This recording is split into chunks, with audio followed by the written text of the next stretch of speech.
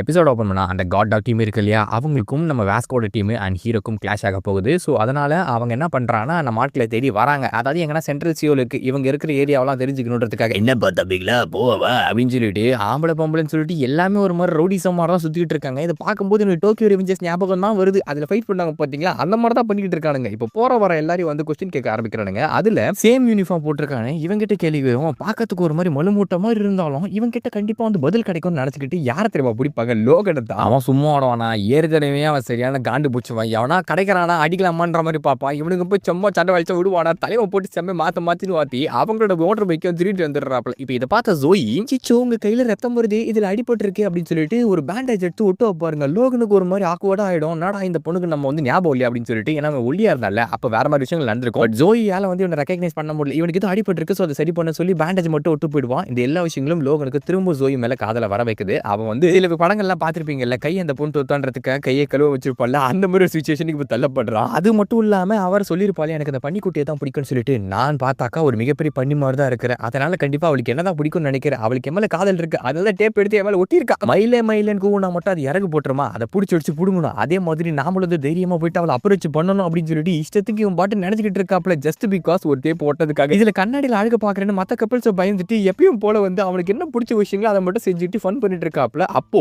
முன்னாடி இருக்கிற பசங்க இருக்காங்களே, அதாவது இவன் அடிக்க அந்த பசங்க, அவங்க எல்லாம் போட்டு மாத்தி போயிட்டு நான் அழகா இருக்கானா இல்ல அசிங்கமா இருக்கானா அப்படின்னு சொல்லிட்டு அவனுக்கு எந்த பதில் சொன்னாலும் போட்டு அடிச்சிட்டு இருக்காப்ல, இவனுக்கு ஃபன் பண்ணுன்றதுக்காக. இப்படியே இவன் வந்த கேங்க வந்து பயங்கரமா புள்ளி பண்ணிக்கிட்டு இருக்கையில கட் பண்ணி இந்த பக்கம் நம்ம பீக்கோட பாடியை காமிப்பாங்க. அவனுக்கு சரியான யோசனை இருக்கு. ஏன்னா டிஜி வந்து அவன்கிட்ட பேசணும், நிறைய உண்மைகள் தெரிஞ்சுக்கணுன்றதுக்கு அவனை அப்ரோச் பண்ணாக்கா அவன் நான் சொல்றானா 4 பிக் க்ரூஸ் வந்து யுனைட் பண்ணு அப்படின்னு சொல்றாப்ல. அதே மாதிரி இவனோட பாடியை பத்தி நிறைய இன்ஃபர்மேஷன் தெரிஞ்சு அந்த சேர்மன் அப்ரோச் பண்ணாக்கா அந்த நடனா டிஜி சர்பாஸ் பண்ணுன்ற மாதிரி சொல்றாப்ல. இவனுக்கு வச்சிருக்க மிஷின்ஸ் எல்லாமே மிக பெருசா இருக்குது, அதை எப்படி அச்சீவ் பண்ண போறானும் தெரியல. இன்னொரு பாடி வர கோமா கண்டிஷன்ல இருக்குது. வேலை அந்த பாடியை திரும்ப பெறுவானா இல்லையா அப்படின்ற ஒரு சந்தேகத்தில் இருக்கும்போது இவனால இது எல்லாத்தையும் எப்படி செய்ய முடியும்ன்ற மாதிரி யோசிச்சுட்டு இருக்காப்ல. நான் இந்த இடத்துல என்ன பண்ணணும்னு சொல்லிட்டு அவனுக்கு சுத்தமா புரியல, அந்த ஐடியாவே இல்ல. ஒரு மாதிரி பையன் வந்து என்ன சொல்றது, அந்த மைண்ட் ரைட் மைண்ட்ல இல்லைன்னு சொல்லுவாங்க பாத்தீங்களா, அந்த மாதிரி தான் இருக்கிறாப்லையா. அங்க வந்து சில கஸ்டமர்ஸ் வந்து ஏதோ வாங்கணும் ட்ரை பண்ணிட்டு இருக்காங்க, ஆனா ஆள் வந்து கேட்கற மாதிரி இல்ல. அந்த நேரத்தில் கிறிஸ்டல் குறுக்கில் வந்துட்டு நான் உங்களுக்கு ஹெல்ப் பண்றேன்னு சொல்லிட்டு பில்லாம் போட்டு கொடுத்துருது. ஹீரோ ஜோன் அவுட் ஆயிட்டு ஏதோ ஒரு விஷயத்தை பத்தி யோசிக்கிறேன்றதை அவன் தெரிஞ்சுக்கிறான். ஸோ அவனுக்கு ஹெல்ப் பண்ணுறதுக்காக இந்த இடத்துல வந்திருப்பான் போல, முடிஞ்ச அளவுக்கு நாம அவனுக்கு உதவி செய்யும் அப்படின்னு சொல்லிட்டு. கிறிஸ்டலுக்கு என்னன்னா அவனோட பெஸ்ட் ஃப்ரெண்ட் வந்து இழக்கிற கண்டிஷனுக்கு போயிட்டா, அதனால சாப்பிடாம வந்து வெயிட் லாஸ் எல்லாம் பண்ணியிருக்காங்க போலன்னு சொல்லிட்டு. அது சர்க்காஸ்டிக்கா பேசுறாளா இல்ல சில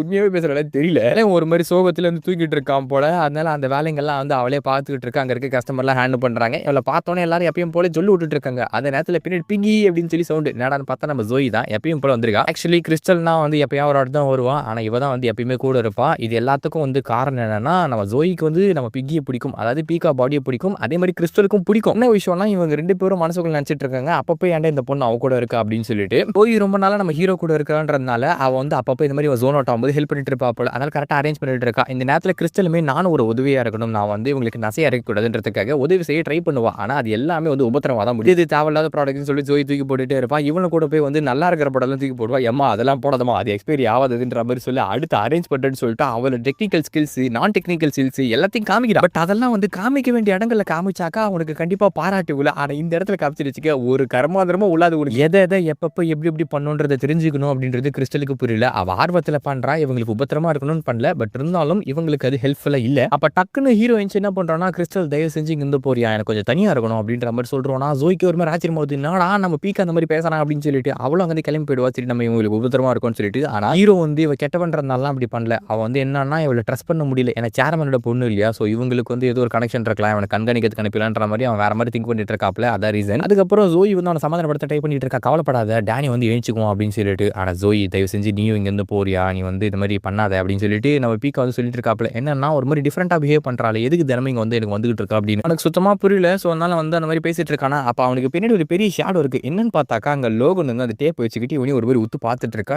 யாரடா அவ ஏன் ஆளுகளை பேசுறது அப்படின்னு சொல்லி. அதுவும் இல்லாம பீக்காவை ஸ்பாட் பண்ணிடுறான். ஸோ இங்க இருந்து கதை அப்படியே டேரக்ஷனே மாறுது. என்ன ஆகும்னு தெரியும் இல்லையா. லோகன் நம்ம பீக்காவை மீட் பண்ணா கொஞ்சம் நேரத்துக்கு முன்னாடி லோகன் வந்து ஜோயிங்கன்னு சொல்லிட்டு அவனை தேடி தான் வந்துட்டு இருப்பா. ஆல்ரெடி அவனால இவன் இம்ப்ரெஸ் ஆயிட்டாப்ல, அதாவது லோகன் இம்ப்ரெஸ் ஆயிட்டான். ஸோ திரும்பி இம்ப்ரெஸ் பண்ணி அவளை கரெக்ட் பண்ணி அப்படியே வந்து கல்யாணம் பண்ணிக்கலான்ற மாதிரி ஒரு பிளானோட வந்துட்டு இருக்காப்ல. அப்போ தூரத்துல ஜோயை பார்க்கறான், என்னடா திரும்ப ஏதோ ஒரு பையன் கூட இருக்கிறா, யாரா அவன் பன்னிக்குட்டி மாதிரி இருக்கா, நான் அந்த மிகப்பெரிய பன்னிக்குட்டி, அவளுக்கு என்ன ரொம்ப பிடிக்கும்னு சொல்லி கிட்ட வந்து பார்த்தாக்கா அந்த பன்னிக்குட்டி வேற யாரும் கிடையாது, நம்ம பீக்கா தான். அவனுக்கு மிகப்பெரிய டென்ஷன் ஆகி போயிடுது. ஏன்னா அவன் ஆளை கரெக்ட் பண்ணது ஒரு பீக்காச்சு, அவனோட அடிமையா இருந்தவனா அப்படின்னு சொல்லிட்டு. ஆனால் ஏத்துக்க முடியல, நான் தாண்டா பெரிய சைஸ் ஆகிறேன், உன்னை எப்படா தேர்ந்தெடுத்த அப்படின்னு. உன்னை பார்த்து ரொம்ப நாளாச்சு பீக்காச்சு அப்படின்னு அப்படின்னு சொல்லிட்டு அவன் ஒரு மாதிரி குத்து வச்சு உட்காந்து சிகரெட் அடிச்சு பேசிக்கிட்டு இருக்கானா, நம்மளால அவன் மூஞ்சி வந்து பார்க்க முடியல. ஒரு மாதிரி வித்தியாசமா இருக்குது. அவனை இவ்வளவு நாட்கள் கழிச்சு திரும்ப பார்க்கறான். யாரை அவாய்ட் பண்ணணும்னு நினைச்சானோ அவனையே எங்க இருந்து ஆரம்பிச்சோமோ அந்த இடத்துக்கு திரும்ப வந்த மாதிரி இருக்குது. ஏன்னா எல்லாத்தையுமே அவாய்ட் பண்ணிட்டு மொத்தமா சேஞ்ச் ஆயிட்டேன் அப்படின்னு நினைச்சா நம்ம ஹீரோ வந்துருப்பாப்ல. ஆனா உண்மையாவே அவன் சேஞ்ச் ஆயிட்டான் தான். அதை இங்க செயல்படுத்தி காட்ட வேண்டிய நேரம் வந்துருச்சு அப்படின்னு மனசுக்குள்ள மட்டும் தான் நினைப்பான். எடுத்தோடனே ஒரு பாடி செட்டப் ஆப்ல பீக்கா வந்து உள்ள இருக்கிறதுல வாந்தி எடுக்க ஆரம்பிக்கிறான். அப்புறம் கணத்துல ஒரு ஷாட் சம்மடி எடுத்தோடனே பயங்கரமா அடிக்க ஆரம்பிக்கிறாப்ல லெஃப்ட் ரைட் அப்படின்னு சொல்லிட்டு. அப்போ அந்த ஒரு செகண்ட் வந்து அவன் ஆஷ்ட்ரே அப்படின்ற மாதிரி சொல்லுவானா. அதை ஒரு வாட்டி வந்து ஒரு வார்த்தை சொல்லும்போது அந்த மாதிரி அவன் ட்ரான்ஸ்ஃபார்ம் ஆவாப்ல. ஆஷ்ட்ரேனே அவன் சிகரெட் வந்து அதை தட்டி விடுவான் இல்லையா, அதெல்லாம் வந்து பிடிக்கிறதுக்கு கை மாதிரி வைப்பாப்ல. ஆனா அந்த இடத்துல நம்ம சேஞ்ச் ஆயிட்டேன் மைண்டுக்குள்ள நினைச்சிட்டு அவனும் மாறணும்னு இருப்பான். ஆனா ஆக்சுவலா அவன் மாறவே இல்லை. பேப்லோஸ் டாக் ஆல்ரெடி சொன்ன இல்லையா, ஒரு நாய் பழக்கப்பட்டுச்சுன்னா அதுக்கு அந்த சவுண்டு கேட்ட உடனே அந்த இடத்துல அது சாப்பாடுன்றது அவளுக்கு தெரிஞ்சிடும். அதனால என்னதான் நம்ம ஹீரோ வந்து பிசிக்கலி அண்ட் மென்டலி ஸ்ட்ராங் ஆகிறதா மாதிரி தெரிஞ்சாலும் இத்தனை வருஷமா அவனுக்குள்ள இன்ஃபிளிக்ட் பண்ண அந்த ஃபியர்ன்ற ஒரு விஷயம் இருக்கு இல்லையா, அது லோகன் மேல அவ்வளோ அதிகமா இருக்குது. அதை அவனால வந்து அவ்வளோ சீக்கிரத்தில் போக்கிட முடியாதுன்னு காட்டுறாங்க. இவனுக்கு எப்படி ஜோயை தெரியும்? சரி நம்ம டேரக்டா கேட்டுருவோம், ஜோய்க்கு உனக்கு என்ன தொடர்பா அந்த மாதிரி வேலைங்களா அப்படின்ற மாதிரி கேட்க, இல்ல அவ என் கேர்ள் ஃப்ரெண்ட் இல்ல அப்படின்ற மாதிரி சொல்லவும், ஓ அப்படியா அப்படின்னு இவன் யூஸ் பண்ணிக்கலான்ற மாதிரி லோகன் திங்க் பண்ணிட்டு இருக்காப்ல. டேய் நார்மலா மாதிரி அவளுக்கு ஆக்சுவலா ரொம்ப பிடிச்சிருக்குன்னு நினைக்கிறேன். எனக்குமே பிடிச்சிருக்குது. ஆனா நீ எதுவும் பண்ணலன்னு சொல்ற, அதனால அந்த பொண்ணை நானே கரெக்ட் பண்ணான்ற மாதிரி யோசிச்சுட்டு இருக்கேன். அதுக்கு நீ தான் கொஞ்சம் உதவணும். முதல்ல தள்ளி வந்து சின்ன சின்ன கொஸ்டின்லாம் கேட்பான். அதுக்கு பீக்காச்சும் பதில் சொல்லிட்டே இருப்பாப்ல. ஒரு கட்டத்துக்கு மேல அவன் என்ன பண்றான்னா அந்த பொண்ணு நம்பர் கேட்கறாப்ல. ஆனா பீக்கா இந்த இடத்துல நம்பர் குத்தா என்ன நடக்கும்ன்றது அவனுக்கு நல்லாவே தெரியும். அவன் வெக்கப்பட்டு கேட்கறான். ஆனா அது எருமோட உண்மையான நேச்சர் என்னன்றது அவனுக்கு நல்லா தெரியும். எடுத்த உடனே வந்து என்ன சொல்லிடுறான்னா முடியாதுன்ற மாதிரி வார்த்தை முடிக்கிறதுக்குள்ள வயிற்றுல பொக்குல ஒரு குத்திட்டு அவனை தள்ளி விட்டு மெரிக்க ஆரம்பிக்கிறாப்ல. டே பீக்காச்சு பரவாயில்லையே, நீ நல்லா டெவலப் ஆயிட்ட, நீ வந்து தேதுன்னு சொன்னா நான் விட்டுறேன் நினைச்சேன். கண்டிப்பா அந்த நம்பர் கிடைச்சே ஆகணும் அப்படின்னு சொல்லல. அவன் தலைமலை அரசி ஒரு அடிக்கிறாங்க. என்ன தைரியம் இந்த பிகியை போட்டு அடிப்பா, யார் ராணி காட்டுற மாதிரி வளர்ந்துக்கிற, உங்களுக்கு வந்து அறிவுன்றது இல்லையா அப்படின்னு சொல்லிட்டு ஜோய் அழுதுகிட்டே போயிட்டு அவனை அடிக்க ஆரம்பிக்கிறான். மனசாம்பிராணி என் வந்து ஃப்ரெண்டு விடுறான், அவன் வந்து எதுவும் பண்றாதரா, இங்கிருந்து ஓடி போறான், இருமாடு மாதிரி வளர்ந்துக்கிற அப்படின்னு சொல்லிட்டு இஷ்டத்துக்கு போட்டு அடிக்கிறாளா. லோகன் நினைச்சதை திருப்பி அடிச்சிருப்பான். ஆனா அங்க இருக்குது வேற யாரோ ஒரு பொண்ணா தான் மூஞ்சி வச்சுட்டு இருப்பாப்ல. பட் ஜோய் எழுதிட்டே பண்றது அதனால ஏத்துக்க முடியல போல. அதனால அங்கே கிளம்பி போயிடுறாப்ல ஒரு மாதிரி சோகத்திலே. பட் அவன் அவ்வளோ நல்லவன் மட்டும் நினைச்சிடாதீங்க. ஏன்னா ஜோய் போன பிறகு நம்ம ஹீரோ போட்டு போல பழந்து அவரோட போன்ல இருந்து அவனே வந்து நம்பர் எடுத்துக்கிறாப்ல. ஓ உங்ககிட்ட நம்பர் இருக்கு, ஆனா என்கிட்ட உருட்டுறியா, சரி விடு, இந்த நம்பர்ல இருந்து நான் கால் பண்ணா அவன் எதுவும் பண்ண போறது இல்ல. நம்ம ஹீரோவும் தடுக்க ட்ரை பண்றாப்ல கை எடுத்து. ஆனா லோகனை பத்தி தெரியும் இல்லையா, அவன் சைக்கோங்களுக்கே ஒரு சைக்கோ. அதனால செம்மையா அடிச்ச ஆரம்பிச்சு என்ன பண்றான்னா ஜோய் வந்து இன்வைட் பண்றான் போல. அதாவது நம்ம பீக்கா இன்வைட் பண்ண மாதிரி இவ்வளவு என்ன நினைச்சிட்டு இருக்கா, அத்தராத்திரி வந்து பீக்கா நம்மள கூப்பிட்டுருக்கானே, சரி ஓகே அவனுக்கும் வந்து நம்ம மேல காதல் வந்துச்சு போல, இதுக்கப்புறம் வந்து நான் இது மாதிரி ரெசிஸ்ட் பண்ணக்கூடாதுன்னு சொல்லிட்டு ப்ரிப்பரேஷனோட ஜாலியாக வந்து அந்த இடத்துக்கு போவா. சந்தோஷமா இருக்கலாம், ஃபைனலி வந்து பிடிச்ச பர்சனே வந்து நம்மளை கூப்பிட்டுருக்காங்கன்னு சொல்லிட்டு போறா. பட் அவளுக்கு தெரியாத விஷயம் அந்த இடத்துல ஆக்சுவலா அவளை கூப்பிட்டது நம்ம பீக்காவே கிடையாது. நம்ம பீக்காவோட போன்ல இருந்து லோகன் தான் கூப்பிட்டுருப்பான். ராத்திரி ஜோய் இது எதுவுமே தெரியாம போன பிறகு போய் பார்த்து, ஹாய் பிக்கி என்னடா ஜாலியா கூப்பிட்டுக்கிற அப்படின்னு சொல்லி அவ சந்தோஷமா பார்க்கல. பின்னாடி பார்த்தாக்க ஒரு பெரிய ஃபேஸ் வருது. அதான் நம்ம லோகன் ஆய் ஜோய் அப்படின்ற மாதிரி சொல்றானா. இதெல்லாம் முடிஞ்ச பிறகு அடுத்த நாள் ஜோய் வந்து மெசேஜ் பண்ணிட்டு இருக்கா, எதுக்குடா அவனை கூப்பிட்டேன், அது எருமாடு இது கூப்பிட்டேன் அப்படின்ற மாதிரி கேட்க, ஒன்றும் இல்லை சாரி மன்னிச்சிரு, அவன் தான் வந்து மிஸ் அண்டர்ஸ்டாண்டிங்லாம் கிளியர் பண்ணணும் அப்படின்னு சொல்லிட்டு உங்களை பேசணும்னு சொல்லியிருந்தான், ஸோ அதனால தான் இன்வைட் பண்ணேன் அப்படின்ற மாதிரி அவன் மெசேஜ் போட்டிருப்பானா. அதுக்கெல்லாம் இல்லை அவன் வந்து இன்வைட் பண்ணதை அவன் ஃப்ரெண்ட்ஸ் மாதிரி ஆக்ட் பண்ணிட்டு இருக்கான், பட் அவன் எனக்கு பிடிக்கவே இல்லை அப்படின்ற மாதிரி சொல்கிறான். ஆக்சுவலாக அந்த மெசேஜ் எல்லாமே பண்ணுறது லோகன் தான். யாரா அவன் ஒரு மாதிரி திமிரா பண்ணிக்கிட்டு இருக்கா, பட் ஐ லைக் இட், எனக்கு இந்த மாதிரி ரவுடி பொண்ணுங்க தான் பிடிக்கும், ஏன்னா நானே ஒரு ரவுடி தான், பரவாயில்ல சரி என்ன சொல்லலாம், நீ வந்து கண்டிப்பாக அவளுக்கு என்ன பிடிச்சிருக்குன்னு நினைக்கிறேன், அதெல்லாம் பிடிக்காத மாதிரி நடிச்சுக்கிட்டு இருக்கா, இது ஒரு வகையான காதல் தெரியுமா, அவளை கண்டிப்பாக கரெக்ட் பண்ண அவனை விட மாட்டேன்னு அவன் பாட்டி இஷ்டத்துக்கு பேசும்போது பீக்கா மனசுக்குள்ள என்ன நினச்சிட்டு இருக்கானா, சரி அவன் ரிஜெக்ட் பண்ணிட்டான், இதுக்கு மேலே எதுக்கு டிஸ்டர்ப் பண்ண போறான்னு பார்த்தாக்கா திரும்ப அந்த பொண்ணுக்கு கால் பண்ணு அப்படின்ற மாதிரி சொல்றாப்புல. ஸோ இவன் வந்து விடமாட்டான் போல. ஓகே சொல்ற வரைக்கும் இந்த சைக்கோ கிட்ட மாட்டிக்கிட்டு இவனுக்கு என்ன பாடுபட போறானுங்க வந்து தெரியல. அவளை மறுபடியும் இன்னைக்கு ராத்திரி இன்வைட் பண்ணு, இன்னைக்கு கண்டிப்பா அவளை கரெக்ட் பண்ணியே சேருவேன், அவங்க நம்ம எல்லாரும் சேர்ந்து ஜாலியாக ட்ரிங்க் பண்ணலாம் அப்படின்ற மாதிரி சொல்றானா. நம்ம ஆளுக்கு என்ன பண்றதுன்னு சுத்தமா புரியல. ஏன்னா பேப்லஸ் டாக் மாதிரி அவன் சொன்னது இவன் செய்ய தான் போறாப்ல. ஆனா இதுல மாட்டிக்கிறது ஜோய். டேரக்டா நம்ம ஆள் வந்து அவரோட வீட்டுக்கே போயிடுறான். ஜோய் இன்னைக்கு ராத்திரி நீ ஃப்ரீயா அப்படின்னு சொல்லிட்டு அதை பத்தி கேட்க போறான் போல. இவ்வளவு ஒரு மாதிரி வியடா பாக்குறான், என்னடா ஒரு மாதிரி மார்க்கமா நடந்துக்கிறானே, இப்பெல்லாம் பண்ண மாட்டானே அப்படின்னு சொல்லிட்டு. இப்போ கட் பண்ணி இந்த பக்கம் காட்டுறாங்க, ஒரு பப்ல வந்து அந்த எரும மாடு அதாவது லோகன் காத்துக்கிட்டு இருக்காப்ல, ரோஸ் வச்சுக்கிட்டு வாடி வாடி ராசாத்தி எங்க அம்மாவோட மருமகள் எங்க வீட்டு திருமகள் அப்படின்ற மாதிரி பேசிக்கிட்டு இருக்காப்ல. தலையை வந்து அப்படி பேசிட்டு இருக்கும்போது பின்னாடி அரசின்ற யாருடா ஜோய்யான்னு நம்ம திரும்பி பார்த்தா அச்சா இல்லையா டாக் காட் டீம் அவனுங்க தான் வந்து நின்றுட்டு இருக்கானுங்க. இந்த எரும மாடு மோட்டார் சைக்கிள் வந்து திருட்டு போயிட்டா அப்படின்னு சொல்லிட்டு பசங்களை வந்து கூட்டு வந்துட்டானுங்க போல. இப்போ சண்டை வந்து கிரியேட் ஆகுதுங்க. அப்படியே கட் பண்ணி இந்த பக்கம் நம்ம ஜோயை காட்டுறாங்க. அவ டேனியோட பாடிக்கு முன்னாடி உட்காந்துக்கிட்டு லெட்டர் வச்சு படிச்சுக்கிட்டு இருக்கா. என்னன்னா நம்ம ஆள் இருக்கா இல்லையா பீக்கா, அவன் வந்து ஊருக்கு கிளம்பிடுறாப்ல. போறதுக்கு முன்னாடி விக்கிட்டு ஒரு லெட்டர் கொடுத்துருக்கான். அவனுக்கு வந்து இந்த உண்மைகளை மறைக்கிற விஷயங்கள்லாம் வந்து பிடிக்கல போல. இதுக்கு மேலே வந்து மறைச்சு வச்சா பிரோஜனம் இல்லைன்றதும் தெரிஞ்சுக்கிறான். லோகனை பற்றியும் அவனுக்கும் உனக்கும் என்ன ரிலேஷன்ஷிப் இருக்குன்றதையும் தெரிஞ்சுக்கணும். அதனால எல்லாத்தையும் வந்து சொல்றாப்ல, இந்த மாதிரி லோகன் என் பழைய ஸ்கூல்ல நான் அவனை புள்ளி பண்ணிட்டே இருந்தான், என்னை வந்து பயங்கரமா வந்து கேவலமா நடத்தினா, அது பிடிக்காம அது வாழ்க்கை வந்து வாழக்கூடாதுன்றதுக்காக தான் நான் இந்த இடத்துக்கு வந்தேன். ஆனால் இந்த இடத்துக்கு வந்த பிறகும் லோகன் வந்து திரும்ப என்ன புள்ளி பண்ண ஆரம்பிக்கிறான். சேஞ்ச் ஆகிட்டேன்னு நினைச்சேன், ஆனால் ஆக்சுவலாக நான் சேஞ்ச் ஆகவே இல்லை. நான் மாற்றம் அடையாமல் அதே பர்சனாக தான் திரும்பி இருக்கிறேன். இது எல்லாத்துக்கும் மேலே என்னால் உனக்கு ஒரு ப்ராப்ளம் வருது இல்லையா, அதை நம்மளால ஏற்றுக்கவே முடியல. அண்ட் நான் சேஞ்ச் ஆகாததுனால வந்து இந்த சிச்சுவேஷன் ஆக்ஷன் எடுத்து எப்பயும் போல நான் ஓடுறேன். அன்னைக்கு வந்து அந்த இடத்துல லோகனை பார்த்து பயந்து நான் ஓடி வந்தேன். அதே மாதிரி இந்த இடத்துல நான் பயந்து ஓடுறேன். ஆக்சுவலா இந்த லெட்டரை படிச்சுக்கிட்டே இருக்கும்போது இந்த பக்கம் லோகனோட ஃபைட்டை காட்டுவாங்க. அவங்க மாற்றி மாற்றி 2 பேர் கூட சண்டை போட்டுட்டு இருப்பாப்புல. அதுலயும் அவர் கையை பயன்படுத்தவே மாட்டான். ஏன்னா அந்த கேள்வி தான் அந்த டேப் போட்டுருப்பா இல்லையா, அதனால அதே சமயத்தில் அந்த லெட்டரை படிச்சு இந்த பக்கம் ஜோய்க்கு கண்கள்லாம் கலங்க ஆரம்பிக்குது. அவளுக்கு என்ன சொல்றதுன்னு தெரியல. ஏன்னா நம்ம ஆள் எமோஷனலாக அவ்வளோ வந்து ஃபீல் பண்ணி ஒரு லெட்டர் எழுதி வச்சிருக்கான். அவனோட பாஸ்ட்டை பற்றி எல்லாமே ரிவீல் பண்ணிட்டு இருக்கான். அண்ட் அவன் பயத்தை பற்றி ரிவீல் பண்ணியிருக்கா. இப்போ எதுவுமே சொல்லாமல் ஊருக்கு அவன் கிளம்பி போகிறான். இப்போ பீக்கோட மைண்ட் செட்டை வந்து காட்டுவாங்க. என்ன விஷயம்னா, புது பாடி கிடச்ச பிறகு புது இடத்துக்கு வந்த பிறகு மொத்தத்தையும் சேஞ்ச் பண்ணலாம். புது ஃப்ரெண்ட்ஸ் வந்து அனுபவிக்கலாம். அது மட்டும் இல்லாமல் அந்த பாடியில் அவன் அனுபவிக்க முடியாத விஷயங்களை இந்த பாடியில் அனுபவிக்கலாம். நானும் ஒரு நார்மலான பர்சனாக இருக்கலான்ற மாதிரி தான் நினச்சிருப்பான். ஏன்னா நடந்த சம்பவங்கள் எல்லாமே வந்து அவனுக்கு ஏற்ற மாதிரி தான் நடந்திருக்கும். பாஸ்ட் லைஃப்ல இருந்து எல்லா விஷயங்களையும் வந்து ஓவர் கம் பண்ணுன்ற மாதிரி திங்க் பண்ணியிருப்பான். ஒரு வாட்டி வந்து அவன் ஃப்ரெண்ட்ஸ் ஆபத்தில் இருக்கும்போதும் இவனோட பெஸ்ட்டை கொடுத்து ட்ரை பண்ணி அவங்களை காப்பாற்றலாம் திங்க் பண்ணிட்டு இருப்பாப்ல. ஆனால் ஆக்சுவலாக அது அப்படி கிடையவே கிடையாது. நான் பண்ண விஷயங்கள் எல்லாமே மற்றவங்களுக்கு தான் பாதிச்சிருக்கு. நான் ஹாப்பியாகவும் நார்மலாகவும் இருக்கும்னு நினச்சேன். ஆனால் ஸ்டேஞ்சான பீப்புள் என்னோட வாழ்க்கைக்குள்ள வந்து மொத்தத்தையும் வந்து பரட்டி போட்டாங்க. அது எல்லாத்துலேருந்து நான் எஸ்கேப் ஆகிட்டு நினச்சேன். ஆனால் எஸ்கேப் ஆகல. இந்த நேரத்துக்குள்ள நான் திரும்ப மாட்டிக்கிட்டே இருக்கேன். வாழ்க்கை ஒரு வட்டம் சொல்லுவாங்க. அந்த வட்டத்துக்குள்ள நான் சிக்கிட்டு தான் இருக்கேன். அந்த ட்ராமா, அந்த வயலன்ஸ் என் உடம்புக்குள்ள அது ஆழமாக பதிஞ்சிருக்கு. எனக்கு ரொம்ப டயர்டாக இருக்கு. என்னால் இதுக்கு மேலே இந்த இடத்துல இருக்கவே முடியாது. நான் ஒரு சிக்கடாவா இந்த இடத்துல பறக்கலாம்னு நினச்சேன். ஆனால் என்னால் அதை பறக்க முடியாது. அண்ட் எப்பயும் போல இந்த வாட்டியும் நான் ஓடி ஓடிறேன். அதுதான் என்னால் பண்ண முடியும்னு அழுதுகிட்டே அவனோட ஊருக்கு திரும்பவும் கிளம்பி போகிறான். அங்கே அப்படியே கட் பண்ணி இந்த பக்கம் லோகனை காட்டுவாங்க. அவன் ஏகப்பட்ட பேர் கூட ஃபைட் பண்ணுறப்ப இப்போ ஜோய் தான் திட்டுறான். அடி பாவி, நீ என் லெஃப்ட் ஹேண்டில் போட்டிருந்தா கூட பிரச்சனை இருக்காது. என் ரைட் ஹேண்டில் பேண்டு போட்டு விட்டியா, அதனால என்னால் எப்படி ஃபைட் பண்ண முடியும் அப்படின்னு சொல்லிட்டு ஒத்த கையில சண்டை போட்டுட்டு இருக்கான் போல. அவனே டயர்டாகி தொப்புன்னு விழுந்துடுறான். ஹீரோ இது வரைக்கும் நடந்த எல்லா விஷயங்களையும் வச்சு பார்த்துட்டு இருக்கான். பிக் 4 க்ரூவை இன்வைட் பண்ணு, அவரை பண்ணு, இதை பண்ணு, அப்படி இப்படின்னு சொல்லிட்டு ஏகப்பட்ட மிஷன்ஸ் கொடுத்துட்டு இருக்காங்க. அது என்னையும் பண்ணுன்னு சொல்லிட்டு எனக்கு ஆசையே கிடையாது. அதே மாதிரி ஜோயிக்கு வந்து அந்த லோகன் கூட பிரச்சனையும் இருக்கவே கூடாது. அந்த லோகன் ஆனால் சும்மா விட மாட்டான்றதும் அவனுக்கு தெரியும். இது எதுவுமே வந்து அவன் தலையில் இருக்கக்கூடாது. பிக் 4 என்னடா பிக் 4, லோகனடா லோகன், ஜோய் என்னடா ஜோய், அவங்க எல்லாத்தையும் மறந்துடணும். நான் இங்கேருந்து ஓடி போயிடணும். ஏன்னா இந்த பாடியில் இருக்கும்போது கண்டிப்பாக என்னால் ஓடி ஒளிய முடியும். அண்ட் எனக்கு வந்து இழக்கிறதுக்கு எந்த ஒரு விஷயமே கிடையாது. அதனால் நான் திரும்ப வந்து எங்கேருந்து ஆரம்பிச்சனோ அந்த இடத்துக்கே போகிறேன். அங்கே எனக்காக எதுவும் இல்லைன்னு தெரியும், இருந்தாலும் அந்த இடத்துக்கே போகிறேன் அப்படின்னு சொல்லிட்டு மறுபடியும் அவங்க வீட்டுக்கு வந்துடுறாப்புல. அவங்க அம்மா அவனை பார்த்து கோவம் அடைவாங்களா இல்லை என்ன அடைவாங்கன்னு சொல்லிட்டு அவனுக்கு சுத்தமாக தெரியவே இல்லை. சரின்னு சொல்லிட்டு அப்படியே கதவு திறந்து உள்ளே பார்த்தா ஆக்சுவலாக அவங்க அம்மா உட்காந்து சந்தோஷமாக யார்கிட்டயும் ஃபோனில் பேசிட்டு இருக்காங்க. நம்ம ஹீரோக்கு ஒரு மாதிரி செருப்பால் அடிச்ச மாதிரி இருக்கு. ஏன்னா இவ்வளோ நாளாக வந்து அவங்க செகண்ட் மேரேஜ் எதுவுமே பண்ணாமல் வந்திருப்பாங்க. ஆனால் இப்போதைக்கே ஹாப்பியாக யார்கிட்டயும் பேசுகிறாங்கன்றதை அவன் தெரிஞ்சுக்கிறான். இப்போ இவன் குறுக்கில் போனால் வச்சுங்களேன், இவன் வந்துட்டான்றதுக்காக அவங்க அம்மா அவங்களோட சந்தோஷத்தை ஒரு செகண்ட் கூட யோசிக்காமல் குப்பை மாதிரி தூக்கி போட்டுருவாங்கன்றது நம்ம ஹீரோக்கு நல்லாவே தெரியுது. திரும்பவுமே அவங்க வாழ்க்கையில் ஒரு பிரச்சனையை கொடுக்கணுமா அப்படின்னு சொல்லிட்டு தான் அவன் யோசிக்கிறான். ஒரு நல்லா பார்த்தீங்கன்னா தெரியும் அவங்க அம்மா இவனுக்கு எந்த அளவுக்கு எஃபர்ட் போட்டு எவ்வளோ திங்க் பண்ணியிருப்பாங்க அப்படின்னு சொல்லிட்டு. இவட அந்த தேங்க்ஸ் கிவிங்லேயே பார்த்தீங்கன்னா அப்படி தான் பண்ணியிருப்பாங்க. கரெக்டாக அவன் அந்த சமயத்தில் அவங்க அம்மா அவனை கால் பண்ணாங்களா, அது எடுக்காமல் ஓடுறாப்புல. என்னடா பையன் ஃபோன் எடுக்க மாட்டானேன்னு சொல்லிட்டு அவங்க யோசிச்சுட்டு இருப்பாங்க.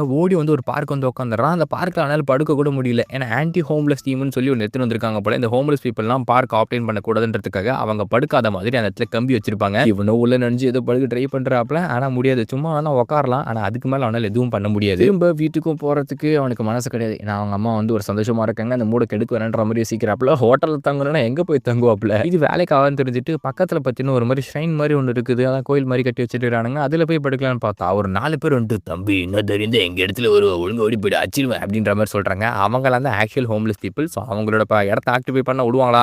இந்த இடத்த கூட நீங்கள் உட்காந்துக்கிட்டீங்கன்னா நான் எங்கே நான் போய் தூங்கு அப்படின்னு சொல்லிட்டு குளிருக்கு அடக்கமாக எந்த இடத்த தேடிட்டு இருக்காப்புல. நம்ம ஹீரோக்கு எதுவுமே கிடைக்கல. திரும்ப ஊருக்கு போகலான்னு பார்த்தா பஸ்ஸுமே வந்து இப்போதைக்கு அவைலபிள் இல்லை அப்படின்ற மாதிரி இருக்குது. இவன் கிட்ட வந்து ஒரு $105 மட்டும் தான் இருக்குது. அதுக்கு மேலே சுத்தமாக காசே கிடையாது. சரி இது சேவ் பண்ணலாமான்ற மாதிரி அவன் திங்க் பண்ணிக்கிட்டே இருக்கையில் அதில் வந்து ஒரு $5 பில்லையும் பார்த்துறான். அவங்க அம்மா கொடுத்தது ரொம்ப ப்ரீஷியஸ் ஆனது. அதை பற்றின ஹிஸ்ட்ரி நமக்கு தெரியும் இல்லையா, ஆல்ரெடி இது வாங்குறதுக்கு எவ்வளோ மெனக்கட்டான்றது தெரியும். இப்படியே வந்து அந்த சிட்டிக்குள்ளே உள்ளவராப்பில் எதனா ஒரு இடம் கிடைக்குமா அப்படின்னு சொல்லிட்டு தேடுறான். ஒவ்வொரு இடத்துக்கும் போனாக்கா ஸ்டூடெண்ட்ஸ் அலௌட் இல்லை, பேரண்ட்ஸ் சைடு வேணும், கார்டியன் வேணும், அப்படி இப்படின்ற மாதிரி சொல்லிடுறாங்க. பொதுவாக இடத்துக்கு போன மாதிரி தானே சொல்லுவாங்க, மைனஸ் அலோவ் பண்ண மாட்டாங்க. ஏன்னா அவங்க வந்து ஓடி வந்து ஆட்களாகவும் இருக்காங்க. அப்படிப்பட்டவங்களுக்கு அடைக்கலம் கொடுத்தாக்கா அவங்க தான் போலீஸ் கேஸ் ஆகும். இப்படியே தேடுறாப்புல தேடிக்கிட்டே இருக்கான். எந்த இடத்துலையும் கிடைக்கல. மணிக்கு மேலே எதுவுமே கிடைக்காதுன்ற தெரியும். 5 ஒரு வேலை இல்லை. காமிக்ஸ் கஃபேன்னு ஒன்று இருக்கும். இந்த இடத்த பொறுத்த வரைக்கும் பார்த்தீங்கன்னா காமிக்ஸ் படிச்சுக்கிட்டு ரிலாக்ஸ் பண்ணுறது, அந்த ஜப்பான்லாம் பார்த்துருப்பீங்க இல்லையா, அதே மாதிரி தான் இருக்குது. அதே மாதிரி இங்கே வந்து ஒரு ஹவருக்கு 50 சென்ட் மட்டும்தான். அவங்க நல்லா வந்து ஸ்லீப்பிங் ரூம்லாம் வச்சிருப்பாங்க. ஜாலியாக வந்து இன்றைக்கி ராத்திரி அங்கேயே ஸ்பெண்ட் பண்ணலாம் அப்படின்னு சொல்லிட்டு போய் பார்த்தா அங்கே தான் நம்ம ஹீரோக்கு ட்விஸ்ட். அங்கே ஏகப்பட்ட பேர் தூங்கிட்டு இருக்காங்க. இவனை மாதிரி ஹோம்லெஸ் பீப்புள் நிறைய பேர் இருப்பாங்களே. இவனை மாதிரி மீன்ஸ் இவன் இப்போ நினைக்கிற மாதிரி நிறைய ஹோம்லெஸ் பீப்புள் நினைப்பாங்க இல்லையா.